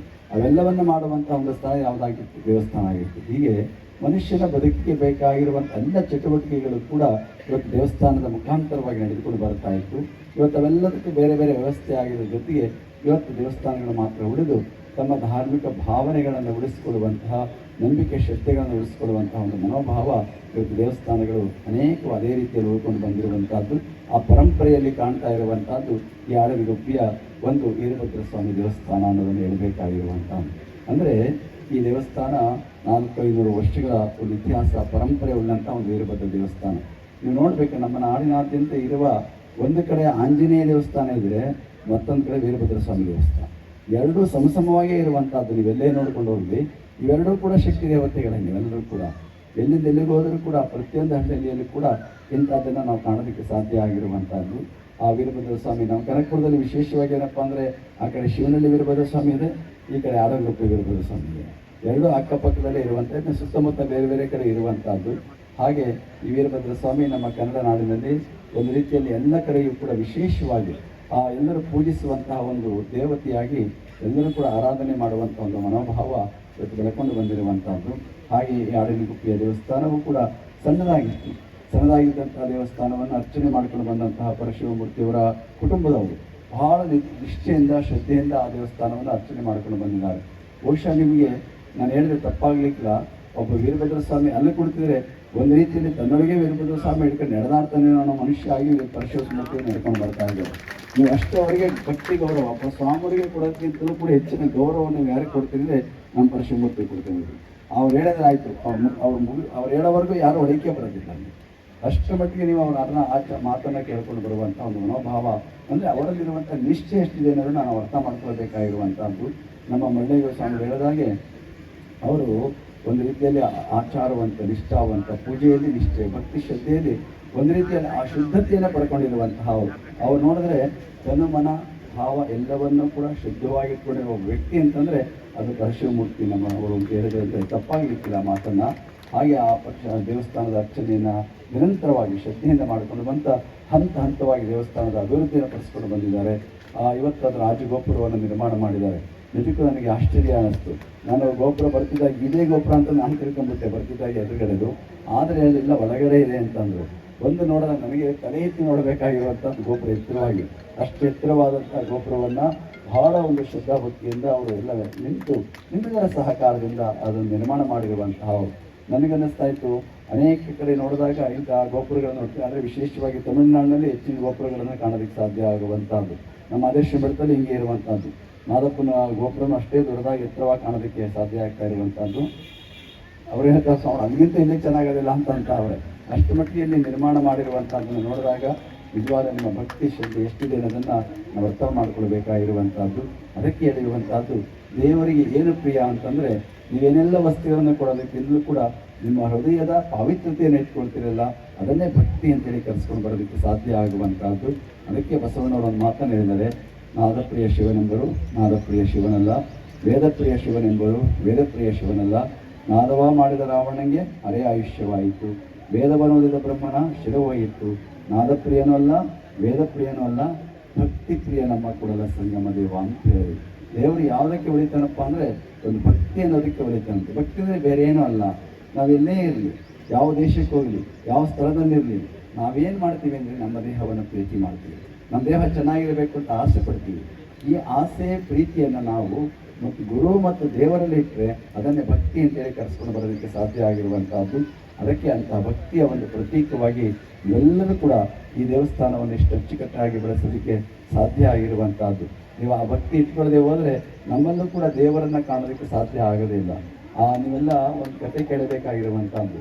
ಹಿಂಗೆ ಒಂದು ದೇವಸ್ಥಾನದ ಒಂದು ಮಂಗಳ ಕಾರ್ಯಕ್ರಮ ನಡೀತಾ ಇತ್ತು. ಒಬ್ಬ ಬಡವಿ ಇದ್ಲು, ಒಬ್ಬ ಏನೂ ಇಲ್ಲ ಯತ್ನ, ಅತ್ಯಂತ ಬಡವಿ. ನಾನೇನೋ ದೇವಸ್ಥಾನ ನಿಮ್ಮಂಥವರೆಲ್ಲ ಬೇಕಾದ್ರೆ ಹಾಲಾಭಿಷೇಕ ಕೊಡೋದಿರ್ಬೋದು, ಪಂಚಾಭಿಷೇಕ ಮಾಡುವಂಥವ್ರು ಇರ್ಬೋದು, ಬೇರೆ ಬೇರೆ ಹೂವು ಕೊಡುವಂಥವ್ರು ಇರ್ಬೋದು, ಎಲ್ಲ ಇಟ್ಟಿದ್ದಾರೆ ಅವರಿಗೆ. ಆದರೆ ಅಜ್ಜಿಗೆ ಏನು ತೆಗೆದುಕೊಂಡು ಹೋಗೋದಕ್ಕೆ ಏನಿಲ್ಲ, ಯತ್ನ ಇಲ್ಲ. ನನ್ನ ಅಜ್ಜಿ ಒಂದು ಪಕ್ಕದ ತೋಟ ಇದೆ, ಅಲ್ಲಿ ಒಳ್ಳೊಳ್ಳೆ ಹೂವು ಇದೆ, ಪರಿಮಳ ಇರ್ತಾ ಇದೆ, ಹೂವು ತೆಗೆದುಕೊಂಡು ಕೊಡೋಣ ಅಂತ ಹೋಯ್ತು ಅಜ್ಜಿಗೆ. ಅಜ್ಜಿ ನೋಡ್ತಿದ್ದಲ್ಲೆಲ್ಲ ದುಂಬಿ ಏನು ಮಾಡ್ತಾ ಇತ್ತಪ್ಪ ಅಂದರೆ ಹೂವಿನಿಂದ ಹಾರಾಡ್ತಾ ಇತ್ತು. ಅದು ಮಕರಂದ ಇರ್ಕೊಳ್ಳೋದಕ್ಕೆ ಕೆಲಸ. ಆಗ ಅನ್ನಿಸ್ತು, ಅಯ್ಯೋ ಈ ಹೂವು ಎಲ್ಲ ಜಂಜನಾಗ್ಬಿಟ್ಟಿದೆ, ದುಂಬಿ ಓಡಾಡ್ಬಿಟ್ಟು ಅಂತ ಅನ್ನಿಸ್ತು ಅದಕ್ಕೆ. ಹೂವು ಮೀಸಲಿಂದ ತರಲು ಹೋದೆ, ಜಾಣ ದುಂಬಿ ಹೂವು ಎಂಜಲ ಮಾಡಿ ಅಂತ ಹೇಳ್ತೀವಿ. ದೇವ್ರಿಗೆ ಕೂಡ ಒಳ್ಳೇದಲ್ಲ ಅನ್ನಿಸ್ತದೆ. ಮತ್ತೇನು ಮಾಡಬೇಕು, ನೀರು ತರೋಣ ಅಂತ ಈಗ ನೀವು ನೋಡಿ ಅರ್ಕಾವತಿ ನೀರು ತರೋಕ್ಕಾಗೋದಿಲ್ಲ ಯಾರನ್ನ. ಈಗ ಅರ್ಕಾವತಿ ನೀರು ಮೊದಲು ಬಹಳಷ್ಟು ಪನ್ನೀರಿದ್ದಂಗಿತ್ತು. 25-30 ವರ್ಷದಾಗೆ ಇವತ್ತು ನೀವು ಹೆಜ್ಜೆ ಇಡೋಕ್ಕೂ ಆಗೋದಿಲ್ಲ. ಹೆಜ್ಜೆ ಇಟ್ಟರೆ ನೀವೇ ಇನ್ನೂ ಆಸ್ಪತ್ರೆಗೆ ಹೋಗ್ಬೇಕಾಗಿರುವಂಥ ಸ್ಥಿತಿ ಬರ್ತಾ ಇದೆ. ಹಾಗೆ ಪಕ್ಕದಲ್ಲಿ ಹರಿಯುವಂಥ ಒಳ್ಳೆಯ ನೀರು ಹರಿತಾ ಇದೆ, ಪವಿತ್ರವಾದ ನೀರು ಅಂತೇಳಿ ಆ ನೀರು ತರಕ್ಕೆ ಹೋಯ್ತು. ನೀರಿನಲ್ಲಿ ನೋಡಿತು ಮೀನೆಲ್ಲ ಓಡಾಡ್ತಾ ಇದ್ವು. ಆ ತಾಯಿಗೆ ಅನ್ನಿಸ್ತು, ಅಯ್ಯೋ ನೀರನ್ನು ಚೆನ್ನಾಗಿ ಕೊಡೋಣ ಅಂತ ಹೋದ್ರೆ ಈ ಮೀನೆಲ್ಲ ಬಂದ್ಬಿಟ್ಟು ಎಂಜಲು ಮಾಡಿಬಿಟ್ಟಿದ್ದಾವೆ ಅಂತೇಳಿ ನೀರು ಮೀಸಲೆ ಎಂದು ತರಲು ಹೋದರೆ ಮೀನೇ ಎಂಜಲ ಮಾಡಿ ಇನ್ನೇನು ಮಾಡಬೇಕು ಅಂತೇಳಿ ಒಂದು ಹಸು ಸಾಕೊಂಡಿತ್ತು. ಹಸು ಸಾಕೊಳ್ಳೋದಕ್ಕೆ ಕರೆ ಹಾಕಿ ಅಥವಾ ಇತ್ತು ಹಾಲು ಕರೀತಾ ಇತ್ತು. ಎಲ್ಲರೂ ಹಾಲು ಕೊಡ್ತಾರೆ, ನಾನು ಹಾಲು ಕರ್ಕೊಡೋಣ ಅಂತೇಳಿ ಹಸುವಿನ ಹತ್ರಕ್ಕೆ ಹೋಗಿ ಹಾಲು ಕರೀನ ಅಂತ ನೋಡಿದ್ರೆ ಹಾಲೆ ಕರು ಕುಡಿತಾ ಇತ್ತು. ಅದಕ್ಕನ್ನಿಸ್ತು, ಕರು ಎಂಜಿನ ಮಾಡ್ಬಿಟ್ಟಿರಪ್ಪ ಹಾಲೆ ಅಂತ ಅಂದ್ಬಿಟ್ಟು ಹಾಲು ಮೀಸಲಲ್ಲ ಅಂತ ಬಂದು ಏನು ಮಾಡ್ತೀವಿ ಯೋಚನೆ ಮಾಡ್ತು. ಕೊನೆಗೆ ಬಂತು ಭಕ್ತಿ ಮೀಸಲೆ ಎಂದು ಬಂದು ಭಗವಂತ ನನಗೆ ಪ್ರತ್ಯಕ್ಷ ಆದ ಅಂತೇಳಿ ಒಬ್ಬ ಅನಕ್ಷಿಯಾಗಿರುವಂಥ ಹೆಣ್ಣುಮಗಳ ನಮ್ಮ ಜಾನಪದ ಹೆಣ್ಣುಮಗಳು ಹೇಳುವಂಥ ಒಂದು ಮಾತಿದೆ. ಹಾಗೆ ಇವತ್ತು ಆ ಭಕ್ತಿಯನ್ನು ನೀವೆಲ್ಲರೂ ಇಟ್ಕೊಂಡಿರೋದಂದರೆ ಈ ದೇವಸ್ಥಾನ ಹಂತವಾಗಿ ಅಭಿವೃದ್ಧಿಯನ್ನು ಹೊಂದಿ ನೀವೆಲ್ಲರಿಗೆ ಒಂದು ರೀತಿಯಲ್ಲಿ ಸಾಂತ್ವನ. ಇದು ಸ್ವಾಮಿಗಳು ಮಾತನಾಡ್ತಾ ಬೇರೆಯವರು ಮಾತನಾಡ್ತಾ ಎಲ್ಲ ಹೇಳಿದ್ರು. ಮನುಷ್ಯನಿಗೆ ಇವತ್ತು ಏನಾಗಿದೆ ಅಂತಂದರೆ ಎಲ್ಲ ಇದೆ, ಒಂದಿಲ್ಲ, ಅದೇ ಶಾಂತಿ ನೆಮ್ಮದಿ ಅನ್ನೋಂಥದ್ದಿಲ್ಲ. ಇವತ್ತು ಹಿಂದಿನ ಕಾಲದಲ್ಲಿ ಇವೆಲ್ಲ ಇರಲಿಲ್ಲ, ಆದರೆ ಅವರು ಅಂತಹ ಒಂದು ನೆಮ್ಮದಿ ಶಾಂತಿಯಿಂದ ಅವರು ಬದುಕ್ತಾ ಇದ್ರು. ಇವತ್ತು ನಾವೆಲ್ಲ ಇದೆ, ಆದರೆ ಇಲ್ಲದಿದ್ದು ಕೂಡ ಅಶಾಂತಿಯಿಂದ ಬದುಕುವಂಥ ಒಂದು ಮನಸ್ಸು ಇವತ್ತು ಮನುಷ್ಯನಿಗೆ ಆಗ್ತಾ ಇರುವಂಥದ್ದು. ಇವತ್ತು ಏನಿದ್ದರೇನು ಮನುಷ್ಯನಿಗೆ ಇರಬೇಕಾಗಿರುವಂಥದ್ದು ಸಂತೋಷ, ತೃಪ್ತಿ, ನೆಮ್ಮದಿ, ಸಮಾಧಾನ. ಇವೆಲ್ಲವೂ ಕೂಡ ನಮ್ಮ ಬದುಕಿನಲ್ಲಿ ನಾವು ಅಳವಡಿಸ್ಕೊಳ್ಬೇಕಾಗಿರುವಂಥದ್ದು ಪ್ರತಿಯೊಬ್ಬ ವ್ಯಕ್ತಿಯ ಕರ್ತವ್ಯ ಆಗಿರುವಂಥದ್ದು. ಇವತ್ತು ಮನುಷ್ಯ ಯಾತಕ್ಕೆ ಈಗ ನಾವು ಅಷ್ಟೊಂದು ಸಮಾಧಾನ ಕಳ್ಕೊಳ್ತಾ ಇದ್ದೀವಿ ಅಂದರೆ ಆಸೆ ಬೆನ್ನತ್ತು ಹೋಗ್ತಾ ಇದ್ದಾನೆ. ಆಸೆಯೇ ದುಃಖಕ್ಕೆ ಕಾರಣ ಅಂತ ಬುದ್ಧ ಆ ಕಾಲದಲ್ಲಿ ಹೇಳಿದ. ಹಾಗೆಯೇ ಆ ಒಬ್ಬ ಸುಭಾಷಿತಕಾರ ಹೇಳ್ತಾನೆ, ಆಶಾಶ್ಚ ಪರಮಂ ದುಃಖಂ ನಿರಾಶಾ ಪರಮಂ ಸುಖಂ ಅಂತ ಹೇಳ್ತಾನೆ. ಇವತ್ತು ನಾವೆಷ್ಟು ಆಸೆ ಪಟ್ಟಷ್ಟು ಏನು ಮಾಡ್ತೀವಿ ಅಂದರೆ ದುಃಖಕ್ಕೆ ಕಾರಣ ಆಗ್ತೀವಂತೆ.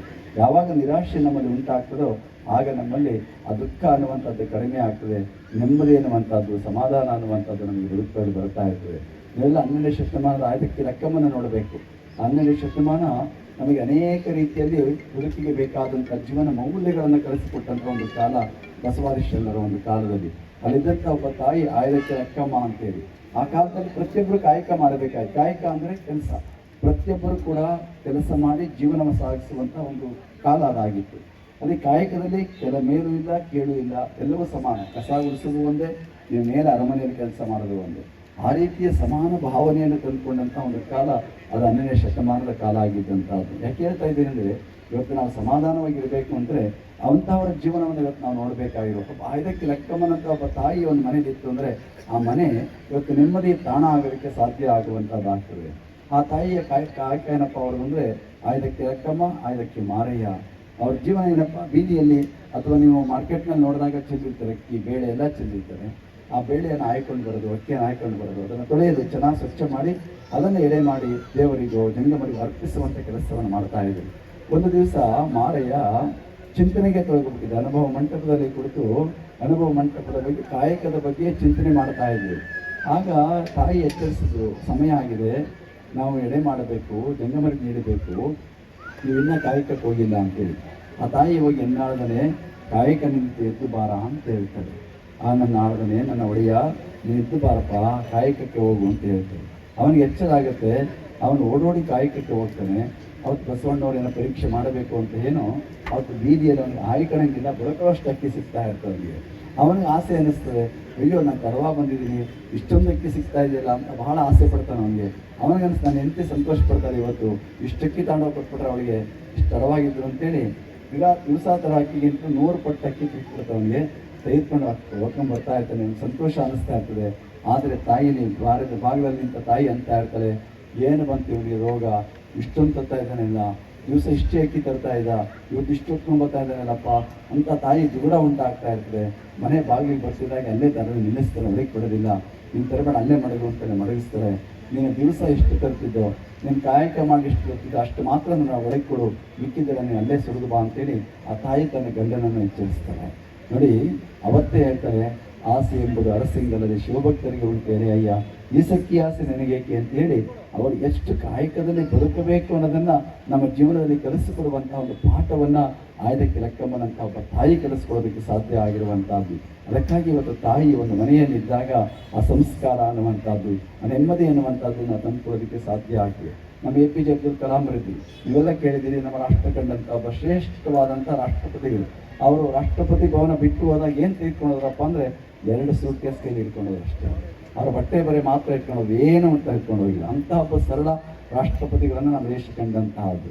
ಅವರೊಂದು ಮಾತನ್ನೇ ಹೇಳ್ತಾ ಇದ್ರು, ಇವತ್ತು ನಮಗೆ ಸರ್ಕಾರ ಏನೆಲ್ಲ ನಿಯಮಗಳಿಂದ ತರ್ತಾ ಇದೆ, ಏನಿವತ್ತು ಲೋಕಾಯುಕ್ತ ಬರ್ತಾ ಇದೆ, ಲೋಕಪಾಲ್ ಬರಬೇಕು, ಭ್ರಷ್ಟಾಚಾರ ಹೋಗಬೇಕು, ಇದೆಲ್ಲ ಅಳಿಬೇಕು ಅಂತೇಳಿ ಏನೆಲ್ಲ ಕಾನೂನು ತರ್ತಾ ಇದೆ. ಆ ಕಾನೂನಿಂದ ಏನೂ ಮಾಡೋಕ್ಕೆ ಆಗ್ತಾನೆ ಇಲ್ಲ.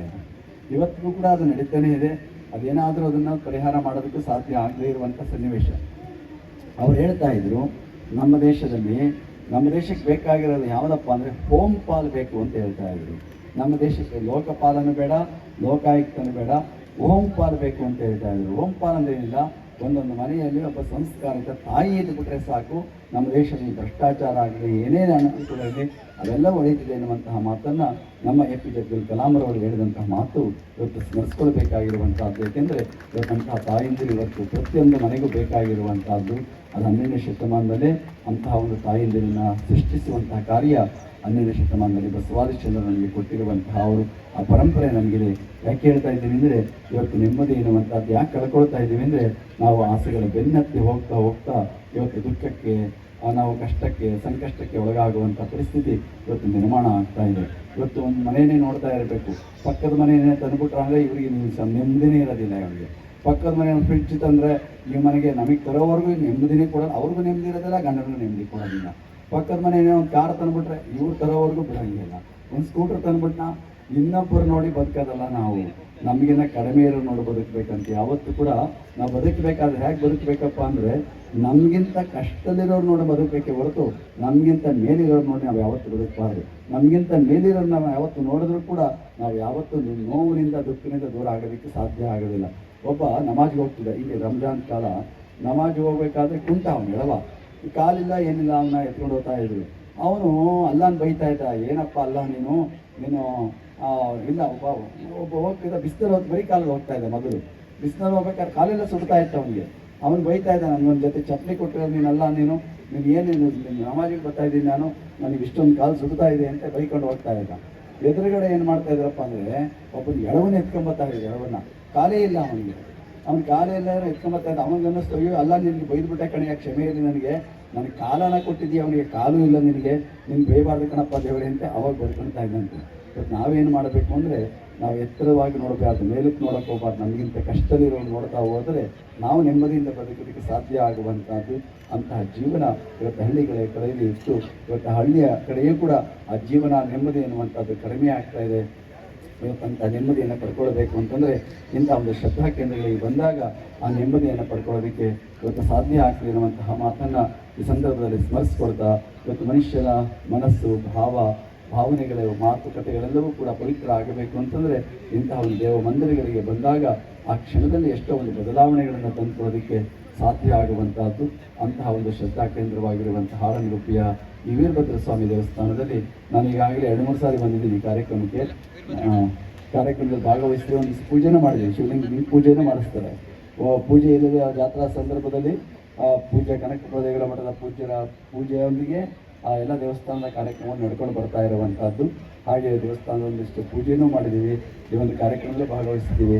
ಇವತ್ತು ಭಾಗವಹಿಸೋದಕ್ಕೆ ತುಂಬ ಸಂತೋಷ ಆಗಿರುವಂಥದ್ದು. ಇಷ್ಟು ಎತ್ತರದ ಒಂದು ರಾಜಗೋಪುರವನ್ನು ಇವತ್ತು ಇಲ್ಲಿ ನಿರ್ಮಾಣ ಮಾಡಿರುವಂಥದ್ದು ಅತ್ಯಂತ ಹೆಮ್ಮೆ, ಸಂತಸ ಪಡುವಂಥ ಸಂಗತಿ ಎನ್ನುವಂತಹ ಮಾತನ್ನು ಈ ಸಂದರ್ಭದಲ್ಲಿ ಸ್ಮರಿಸ್ಕೊಳ್ತಾ, ಇವತ್ತಿನ ಕಾರ್ಯಕ್ರಮದಲ್ಲಿ ನಮ್ಮ ಮರಳೇಗ ಶ್ರೀಗಳವರು ಪ್ರಥಮದಲ್ಲಿ ಭಾಗವಹಿಸಿ ಮಾತನಾಡಿ ಅವರು ಅನೇಕ ನಿಮಿತ್ತ ದಯಮಾಡಿಸಿದ್ದಾರೆ. ಇನ್ನು ಕನಕಪುರ ದೇಗುಲ ಮಠದ ಶ್ರೀಗಳವರು ಈ ಭಾಗದಲ್ಲಿ ಒಂದು ಏನಾದರೂ ಶಿಕ್ಷಣ ಕ್ರಾಂತಿಯಾಗಿದೆ ಅಂತಂದರೆ ಇವತ್ತು ಕನಕಪುರ ದೇಗುಲ ಮಠದಲ್ಲಿ ಬಹುದೊಡ್ಡ ಕ್ರಾಂತಿಯನ್ನು ಮಾಡುವಂಥ ಕೆಲಸವನ್ನು ಹಿಂದಿನಿಂದ ನಡೆಸ್ಕೊಂಡು ಬಂದಿದ್ದಾರೆ. ಈ ಮಠದಲ್ಲಿ ಓದಿದಂತಹ ದೊಡ್ಡ ದೊಡ್ಡ ರಾಜಕಾರಣಿಗಳಾಗಿದ್ದಾರೆ, ಉದ್ಯಮಿಗಳಾಗಿದ್ದಾರೆ. ಇವತ್ತು ಕೂಡ ನಮ್ಮ ಸೋಮಣ್ಣವರು ರೈಲ್ವೆ ಸಚಿವರಾಗಿದ್ದಾರೆ ಅಂದರೆ ಕನಕಪುರ ದೇಗುಲ ಮಠದಲ್ಲಿ ಕೊಡುಗೆ ಅಂತ ಹೇಳಬೇಕಾಗಿರುವಂಥದ್ದು. ಎಂ ವಿ ರಾಜಶೇಖರನಿದ್ದರು, ಅವರು ಅಂತಹ ದೊಡ್ಡ ವ್ಯಕ್ತಿಗಳಾಗಿ ಬೆಳೆದಂತಹ ಅವರಂತಹ ರೀತಿಯಲ್ಲಿ ಈ ಭಾಗದಲ್ಲಿ ಹಳ್ಳಿಗಳ ಜನಗಳಿಗೆ ಉತ್ತಮ ಶಿಕ್ಷಣ ಸಂಸ್ಕಾರ ಕೊಡುವಂಥ ಕೆಲಸವನ್ನು ನಮ್ಮ ಕನಕಪುರ ದೇಗುಲ ಮಠ ಹಾಗೂ ಮುಳ್ಳಯ್ಯನಗಿರಿ ಮಠ ಎರಡೂ ಕೂಡ ನಿರಂತರವಾಗಿ ನಡೆಸ್ಕೊಂಡು ಬರ್ತಾ ಇರುವಂಥದ್ದು ಈ ಭಾಗದ ಪುಣ್ಯ ಅನ್ನುವಂತಹ ಮಾತನ್ನು ಈ ಸಂದರ್ಭದಲ್ಲಿ ಹೇಳ್ತಾ, ಇವತ್ತಿನ ಕಾರ್ಯಕ್ರಮದಲ್ಲಿ ವಿಶೇಷವಾಗಿ ದೂರದಿಂದ ಮಹದೇಶ್ವರ ಬೆಟ್ಟದ ನಮ್ಮ ಶಾಂತ ಮಲ್ಲಿಕಾರ್ಜುನ ಮಹಾಸ್ವಾಮಿಗಳು ಇವತ್ತು ಮಹದೇಶ್ವರ ಬೆಟ್ಟದ ಸಾಲೂರು ಮಠವನ್ನು ಬಹಳ ಅಭಿವೃದ್ಧಿಪಡಿಸುವಂಥ ಕೆಲಸವನ್ನು ನಿರಂತರವಾಗಿ ಮಾಡಿಕೊಂಡು ಬಂದಿದ್ದಾರೆ. ಬಹುಶಃ ಒಂದು 50 ವರ್ಷದಲ್ಲೇ ಆಗದಿರುವಂಥ ಅಭಿವೃದ್ಧಿಯನ್ನು ಕೇವಲ ಒಂದು 3-4 ವರ್ಷದಲ್ಲಿ ಅಭಿವೃದ್ಧಿಪಡಿಸಿದ್ದಾರೆ ಅಂದರೆ ನಾವೆಲ್ಲ ಹೆಮ್ಮೆ ಪಡಬೇಕಾಗಿರುವಂಥ ರೀತಿಯಲ್ಲಿ ಸಾಧನೆಯನ್ನು ಮಾಡಿದ್ದಾರೆ. ನೀವೆಲ್ಲ ಹೋಗಿ ಗಮನಿಸಬೇಕಾಗಿರುವಂಥದ್ದು. ಹೋದರೆ ಗೊತ್ತಾಗುತ್ತದೆ ಹಿಂದೆ ಹೇಗಿತ್ತು, ಇವತ್ತು ಹೇಗಿತ್ತು ಅನ್ನೋದಕ್ಕೆ ನೀವೆಲ್ಲ ಹೋಲಿಕೆ ಮಾಡಿಕೊಳ್ಳೋದಕ್ಕೆ ಸಾಧ್ಯ. ಅಂತಹ ಒಂದು ಕ್ರಿಯಾಶೀಲವಾಗಿ ಕೆಲಸ ಮಾಡ್ತಾ ಇರುವಂತಹವರು. ಅದರ ಜೊತೆಗೆ ನಮ್ಮ ಮಹದೇಶ್ವರನಿಗೆ ಬೆಟ್ಟಕ್ಕೆ ಹೋದಂತಹ ಭಕ್ತಾದಿಗಳಿಗೆ ಬೇಕಾದ ಸವಲತ್ತುಗಳನ್ನು ಒದಗಿಸಿಕೊಡುವಂಥ ನಿಟ್ಟಿನಲ್ಲಿ ನಿರಂತರವಾಗಿ ಶ್ರಮವನ್ನು ವಹಿಸುವಂಥ ಕೆಲಸವನ್ನು ಈಗಿನ ಶ್ರೀಗಳು ನೆರವೇರಿಸ್ಕೊಂಡು ಬರ್ತಾ ಇದ್ದಾರೆ ಅನ್ನೋ ಮಾತನ್ನು ಈ ಸಂದರ್ಭದಲ್ಲಿ ಹೇಳ್ತಾ, ಇವತ್ತಿನ ಕಾರ್ಯಕ್ರಮದಲ್ಲಿ ಈ ಭಾಗದ ನಾಯಕರಾಗಿರುವಂತಹ ವಿಶೇಷವಾಗಿ ನಮ್ಮ ಕರ್ನಾಟಕದ ಹೆಮ್ಮೆಯ ನಾಯಕರಾಗಿರುವ ಡಿ ಕೆ ಶಿವಕುಮಾರ್ ಅವರು ಬರಬೇಕಾಗಿತ್ತು. ಅವರು ಅನ್ಯ ಕಾರ್ಯ ನಿಮಿತ್ತ ಅವರು ದೆಹಲಿಗೆ ಹೋಗಿರುವಂತಹ ಅವರು ನಿಮ್ಮೆಲ್ಲರ ಏನೆಲ್ಲ ಆಸೆ ಸಂಕಲ್ಪಗಳಿದೆಯೋ ಅದು ಈಡೇರಬೇಕಾಗಿರುವಂಥದ್ದು, ನಿಮ್ಮೆಲ್ಲರ ಆಸೆಗಳು ಕೂಡ ಇರುವಂಥದ್ದು. ಅವರು ದೆಹಲಿಯ ಅನ್ಯನಾಯಕ ನಿಮಿತ್ತ ವಿಶೇಷವಾಗಿ ಅವರು ತೆರಳಿದ್ದಾರೆ. ಅವರು ಅಲ್ಲಿದ್ದರೂ ಕೂಡ ಅವ್ರಿಗೆ ಅನ್ನಿಸ್ತಾ ಇದೆ, ನಮ್ಮ ಕನಕಪುರದಲ್ಲಿ ಆನಂದಗುಪ್ಪೆ ವೀರಭದ್ರ ಸ್ವಾಮಿ ದೇವಸ್ಥಾನಕ್ಕೆ ಹೋಗಬೇಕಾಗಿತ್ತು, ನಮ್ಮದು ಸುರೇಶ ಹೋಗಿದಾರೋ ಏನೋ ಗೊತ್ತಿಲ್ಲ, ರವಿ ಇದಾರೋ ಏನೋ ಅಂತ ಗೊತ್ತಿಲ್ಲ ಅಂತೇಳಿ ಅವರು ಅಲ್ಲಿ ಚಿಂತನೆ ಮಾಡ್ತಾ ಇರ್ತಾರೆ. ಅವ್ರ ಮನಸ್ಸೆಲ್ಲ ಇಲ್ಲೇ ಇದೆ. ನಾವೆಲ್ಲ ಅವ್ರ ಚಿಂತನೆ ಮಾಡ್ತಾ ಇದ್ರೆ ಅವರು ಈ ಕಡೆ ದೇವಸ್ಥಾನದ ಚಿಂತನೆಯೇ ಮಾಡ್ತಾ ಇದ್ದಾರೆ ಎನ್ನುವ ಭಾವನೆ ಇರುವಂಥದ್ದು. ಅವರಲ್ಲಿ ಒಂದು ಏನಪ್ಪ ಅಂತಂದರೆ ದೈವ ಭಕ್ತಿ, ಗುರುಭಕ್ತಿ ಕಾಣಬೇಕು ಅಂದರೆ ಡಿ ಕೆ ಶಿವಕುಮಾರ್ ನೋಡಬೇಕಾಗಿರುವಂಥದ್ದು. ಅಷ್ಟು ಮಟ್ಟಿಗೆ ದೈವದಲ್ಲಿ ಒಂದು ನಂಬಿಕೆ, ಶ್ರದ್ಧೆಯನ್ನು ಇಟ್ಕೊಂಡಿರುವಂಥ ಅವರು, ಗುರುವಿನಲ್ಲಿ ಅಷ್ಟೇ ಭಕ್ತಿ ಶ್ರದ್ಧೆಯನ್ನು ಇಟ್ಕೊಂಡಿರುವಂತಹ ಅವರು ಈ ಕಾರ್ಯಕ್ರಮದಲ್ಲಿ ಬರುವಂತಹವರಿದ್ದರು. ಅಲ್ಲಿ ಅನ್ಯ ಕಾರ್ಯ ನಿಮಿತ್ತ ಬರಲಿಕ್ಕೆ ಸಾಧ್ಯ ಆಗಿಲ್ಲ. ಆದರೆ ಅವರ ಪರವಾಗಿ ಇವತ್ತು ರವಿಯವರು ಕೂಡ ಈ ಕಾರ್ಯಕ್ರಮದಲ್ಲಿ ಭಾಗವಹಿಸಿದ್ದಾರೆ. ಇವತ್ತು ರವಿಯವರು ಕೂಡ ಈ ಕಾರ್ಯಕ್ರಮದ ಅಭಿವೃದ್ಧಿಯಲ್ಲಿ ಭಾಳಷ್ಟು ಪಾತ್ರವನ್ನು ನಿರ್ವಹಿಸುವಂಥ ಕೆಲಸವನ್ನು ಮಾಡಿಕೊಂಡು ಬಂದಿದ್ದಾರೆ. ಇವತ್ತು ಮೇಲ್ಮನೆ ಸದಸ್ಯರಾಗಿ ತುಂಬ ಅಚ್ಚುಕಟ್ಟಾಗಿ ಕಾರ್ಯವನ್ನು ನಿರ್ವಹಿಸುವಂತಹ ಮೇಲ್ಮನೆ ಅಂತಂದರೆ ಅನುಭವಿಗಳಿರುವಂತಹ ಒಳ್ಳೆ ಜ್ಞಾನಿಗಳಿರುವಂತಹ ಒಂದು ಸ್ಥಳಕ್ಕೆ ಅದು ಮೇಲ್ಮನೆ ಅಂತೇಳಿ ಕರೆಸ್ಕೊಂಡು ಬರುವಂತಹದ್ದು. ಅಂತಹ ಒಂದು ಸ್ಥಳದ ಒಂದು ಶಾಸಕರಾಗಿ ಈ ಭಾಗದ ಜನಗಳಿಗೆ ಸ್ಪಂದಿಸುವಂತಹ ಇವತ್ತು ಡಿ ಕೆ ಶಿವಕುಮಾರ್ ಅವರು, ಸುರೇಶ್ ಅವರು ಕೆಲಸ ಮಾಡ್ತಾ ಇದ್ರು ಕೂಡ ಅದರ ಮಧ್ಯದಲ್ಲಿ ಎಲ್ಲ ಕೆಲಸಗಳನ್ನು ನಿರ್ವಹಿಸುವಂತಹವರು ನಮ್ಮ ರವಿಯವರಿಗೆ ಕೆಲಸವನ್ನು ಮಾಡ್ಕೊಂಡು ಬರ್ತಾ ಇರುವಂತಹವರು. ಅವರು ಈ ಕಾರ್ಯಕ್ರಮದಲ್ಲಿ ಭಾಗವಹಿಸಿ ಎಲ್ಲರೂ ಕುರಿತು ಮಾತನಾಡಿರುವಂಥದ್ದು ಸಂತಸ ಪಡುವಂತಹ ಸಂಗತಿ ಎನ್ನುವಂತಹ ಮಾತನ್ನು ಹೇಳ್ತಾ, ಇವತ್ತು ಪರಶುಮೂರ್ತಿಯವರು ಅವ್ರು ಹೇಳ್ತಾ ಇದ್ರು, ನನಗೆ ಸಾಕು ನನಗಿನ್ನು ಹೋಗದೇ ಬೇಕು ಅಂತ ಹೇಳ್ತಾ ಇದ್ರು. ಅವ್ರಿಗೆ ಇಲ್ಲ ನೀವು ಇನ್ನೂ ಬೇಕು ಜನಗಳಿಗೆ ತಾವು ಇರಬೇಕು, ವೀರಭದ್ರ ಆಶೀರ್ವಾದ ಇರತಕ್ಕ ನೀವು ಇರಲೇಬೇಕಾಗಿತ್ತು ಎನ್ನುವಂಥ ಮಾತನ್ನು ಅವ್ರು ಹೇಳ್ತಾ ಇದ್ರು. ಅವ್ರಿಗೆ 85 ವರ್ಷ ಆಗಿರುವಂತಹ ಅವರು 85 ವರ್ಷ ಆದರೂ ಕೂಡ ಅವ್ರ ಉತ್ಸಾಹಕ್ಕೇನು ಕಡಿಮೆ ಆಗಿಲ್ಲ. ಇವತ್ತು ಅವರ ಮನಸ್ಸು ಯಾವಾಗಲೂ ಕೂಡ ಈ ದೇವಸ್ಥಾನದ ಅಭಿವೃದ್ಧಿಯ ಕಡೆಗೆ ತುರಿತಾ ಇರುವಂತಹದ್ದು. ಅವರು ಅಂತಹ ಆಚಾರ ವಿಚಾರ ನಿಷ್ಠೆಯನ್ನು ಇಟ್ಕೊಂಡಿರುವಂತಹ ಒಂದು ಮಾತು ಹೇಳ್ತಾರೆ, ನಿಷ್ಠೆಯುಳ್ಳ ಭಕ್ತ ನಟ್ಟಡವಿಯಲ್ಲಿದ್ದರೂ ಪಟ್ಟಣವೆನಿಸುವುದು. ನಿಷ್ಠೆಯುಳ್ಳ ಭಕ್ತ ನಟ್ಟಡವಿಯಲ್ಲಿದ್ದರೂ ಪಟ್ಟಣವೆನಿಸುವುದು. ನಿಷ್ಠೆಯಿಲ್ಲದ ಭಕ್ತ ಪಟ್ಟಣದಲ್ಲಿ ನಟ್ಟಡವಿ ಕಾಣ ರಾಮನಾಥ ಅಂತ ಹೇಳ್ತಾರೆ. ಹಾಗೆ ಈಗ ಆಡನಕುಪ್ಪೆಯ ಒಬ್ಬ ನಿಷ್ಠಾವಂತ ಭಕ್ತ ಯಾರಾದರೂ ಇದ್ದಾರೆ ಅಂತಂದರೆ ಅದು ಪರಶಿವಮೂರ್ತಿ ಅಂತ ಹೇಳಬೇಕಾಗಿರುವಂಥದ್ದು. ಅವರ ಒಂದು ವಿಶೇಷವಾದ ಸಂಕಲ್ಪ ಇವತ್ತು ಸಾಕಾರಗೊಂಡಿರುವಂಥದ್ದು. ನಿಜಕ್ಕೂ ಅವರಿಗೆ ಆ ಹೆಮ್ಮೆ ಇದೆ, ಸಂತೋಷವಾಗ್ತದೆ ಅನ್ನುವಂತಹ ಮಾತನ್ನು ಈ ಸಂದರ್ಭದಲ್ಲಿ ಹೇಳ್ತಾ ಅವರೆಲ್ಲ ಕುಟುಂಬದವರಿಗೂ ಕೂಡ ಭಗವಂತನ ಕೃಪೆ ಇರಲಿ ಅಂತ ಹಾರೈಸ್ತಾ ಈ ಕಾರ್ಯಕ್ರಮದಲ್ಲಿ ಭಾಗವಹಿಸೋದಕ್ಕೆ ವಿಶೇಷವಾಗಿ ನಮ್ಮ ಕನಕಪುರ ಸ್ವಾಮಿಗಳು, ನಾನೆಲ್ಲ ಗುಂಡ್ಲುಪೇಟೆಗೆ ಹೋಗಬೇಕಾಗಿತ್ತು. ಗುಂಡ್ಲುಪೇಟೆ ಹತ್ರ ಯಾವುದೋ ಒಂದು ಸಿಂಗನಪುರದ ಒಂದು ದೇವಸ್ಥಾನದ ಕಾರ್ಯಕ್ರಮ ಇತ್ತು. ಆದರೆ ಅದಕ್ಕೆ ಹೋಗಬೇಡಿ, ಇಲ್ಲಿಯೇ ಬರಬೇಕು ಅನ್ನುವಂತಹ ಒತ್ತಾಯವನ್ನು ನಮ್ಮ ಕನಕಪುರದ ಚನ್ನಬಸವಸ್ವಾಮಿಗಳು ಭಾಳಷ್ಟು ಒತ್ತಾಯವನ್ನು ಮಾಡ್ತಾ ಇದ್ರು. ಅದಕ್ಕಾಗಿ ಅಲ್ಲಿ ಹೋದರೆ ನಮ್ಮ ಸ್ವಾಮಿಗಳು ಕಳಿಸ್ಕೊಟ್ಟೆ. ನಾನು ಈ ಕಾರ್ಯಕ್ರಮವನ್ನು ಬರೋದಕ್ಕೆ ತುಂಬ ಹೆಮ್ಮೆ ಸಂತೋಷ ಆಯಿತು ಅನ್ನುವಂತಹ ಮಾತನ್ನು ಈ ಸಂದರ್ಭದಲ್ಲಿ ಹೇಳ್ತಾ, ನಿಮ್ಮೆಲ್ಲರಿಗೂ ಭಗವಂತ ಸನ್ಮಂಗಳವನ್ನು ಉಂಟು ಮಾಡಲಿ. ನಿಮ್ಮ ನೆಮ್ಮದಿ ಶಾಂತಿ ಬದುಕು ನಿಮ್ಮದಾಗಲಿ, ನಿಮ್ಮ ಕುಟುಂಬ ಚೆನ್ನಾಗಿರಲಿ, ನಿಮ್ಮ ಮಕ್ಕಳುಗಳಿಗೆ ಸಂಸ್ಕಾರವನ್ನು ಕೊಡುವಂಥ ಕೆಲಸವನ್ನು ಅವರಿಗೆ ಮಾಡಲಿ ಎನ್ನುವ ಹಾರೈಕೆಯನ್ನು ವ್ಯಕ್ತ ಮಾಡ್ತಾ, ಬಸವಾದಿ ಪ್ರಮುಖರ ಕೃಪೆ ತಮ್ಮೆಲ್ಲರಲ್ಲಿ ಅಂತ ಹಾರೈಸ್ತಾ, ಏನಿವತ್ತು ದಾನಿಗಳು ಇವತ್ತು ಸನ್ಮಾನ ಮಾಡ್ತಾ ಇದ್ದಾರೆ, ಅನೇಕರು ಇದಕ್ಕೆ ಈ ಕಾರ್ಯಕ್ರಮಕ್ಕೆ ಕೈ ಜೋಡಿಸಿರುವಂತಹ ಅವರು ದಾನೇನ ಪಾಣಿಹಿ ನಟಿ ಕಣ್ಕಣೇನ ಅಂತ ಹೇಳ್ತಾರೆ. ಒಳ್ಳೆಯ ಕಾರ್ಯಕ್ಕೆ ಕೊಟ್ಟಿದ್ದೀರಿಯಲ್ಲ, ಸಾರ್ಥಕವಾದ ಸತ್ಕಾರ್ಯ ಆಗಿರುವಂಥದ್ದು. ಆ ಕೊಟ್ಟಂಥ ಎಲ್ಲ ಕೈಗಳನ್ನು ನಾವು ಸ್ಮರಿಸ್ಕೊಳ್ಬೇಕಾಗಿರುವಂಥದ್ದು. ಏಕೆಂದರೆ ಅವರೆಲ್ಲರ ಕೈ ಜೋಡಿಸಿರೋದ್ರಿಂದ ಕ್ಷೇತ್ರದ ಗೋಪುರ ಆಗೋದಕ್ಕೆ ಸಾಧ್ಯ ಆಗಿರುವಂಥದ್ದು. ದುಡಿಯುವ ಕೈಗಳಿಗೆ ನಮೋ ನಮೋ, ಕೊಡುವ ಕೈಗಳಿಗೆ ನಮೋ ನಮೋ ಅಂತಾರೆ. ಹಾಗೆ ದೇವಸ್ಥಾನದ ಗೋಪುರಕ್ಕೆ ಕೊಟ್ಟಿರುವ ಎಲ್ಲ ಕೈಗಳಿಗೂ ನಮೋ ನಮೋ ಅಂದರೆ ಏನು ತಪ್ಪಾಗಲಿಕ್ಕಿಲ್ಲ. ಅವೆಲ್ಲ ದಾನಿಗಳಿಗೂ ಕೂಡ ಮತ್ತಷ್ಟು ಭಗವಂತ ಅವರಿಗೆ ಶಕ್ತಿಯನ್ನು ಕೊಡಲಿ. ಇಂತಹ ಧಾರ್ಮಿಕ ಸಾಮಾಜಿಕ ಕಾರ್ಯವನ್ನು ಮಾಡೋದಕ್ಕೆ ಭಗವಂತನ ಶಕ್ತಿ ಅವರಿಗೆ ಅನುಗ್ರಹ ಇರಲಿ ಅಂತ ಹಾರೈಸ್ತಾ ನಿಮ್ಮೆಲ್ಲರಿಗೂ ಶುಭವನ್ನು ಮಾತನಾಡಿಸ್ತೇನೆ. ಕುಟುಂಬದವರಿಂದ ಗೌರವ ಸಮರ್ಪಣೆ ಆಗ್ತಿದೆ. ದಯವಿಟ್ಟು ಎಲ್ಲರೂ ಚಪ್ಪಾಳೆ ತಟ್ಟುವುದರ ಮೂಲಕ ಗುರುವಿಗೆ ವಂದನೆಯನ್ನ ಸಲ್ಲಿಸಬೇಕಾಗಿ ವಿನಂತಿಸಿಕೊಳ್ತಾ ಇದ್ದಾರೆ.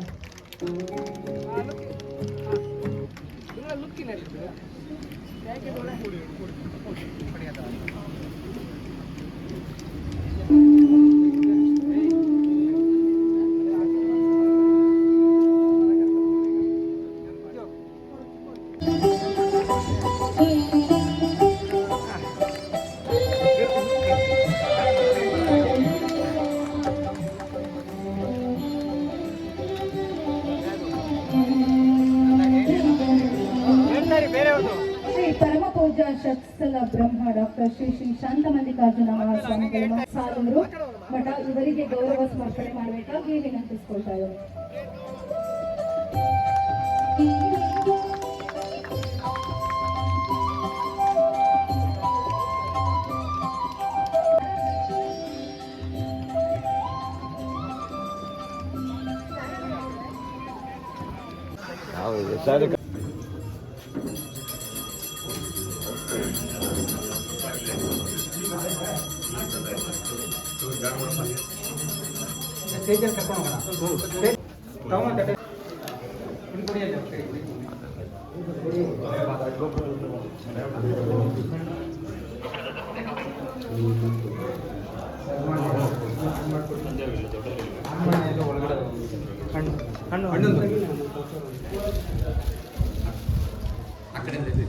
ಸನ್ಮಾನ್ಯ ಏನೇ ಹೋಗಿ ಬಂದಿದ್ದ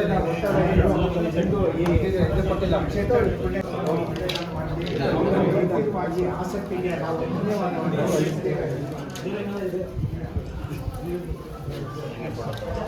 ಬಂದ್ರಾ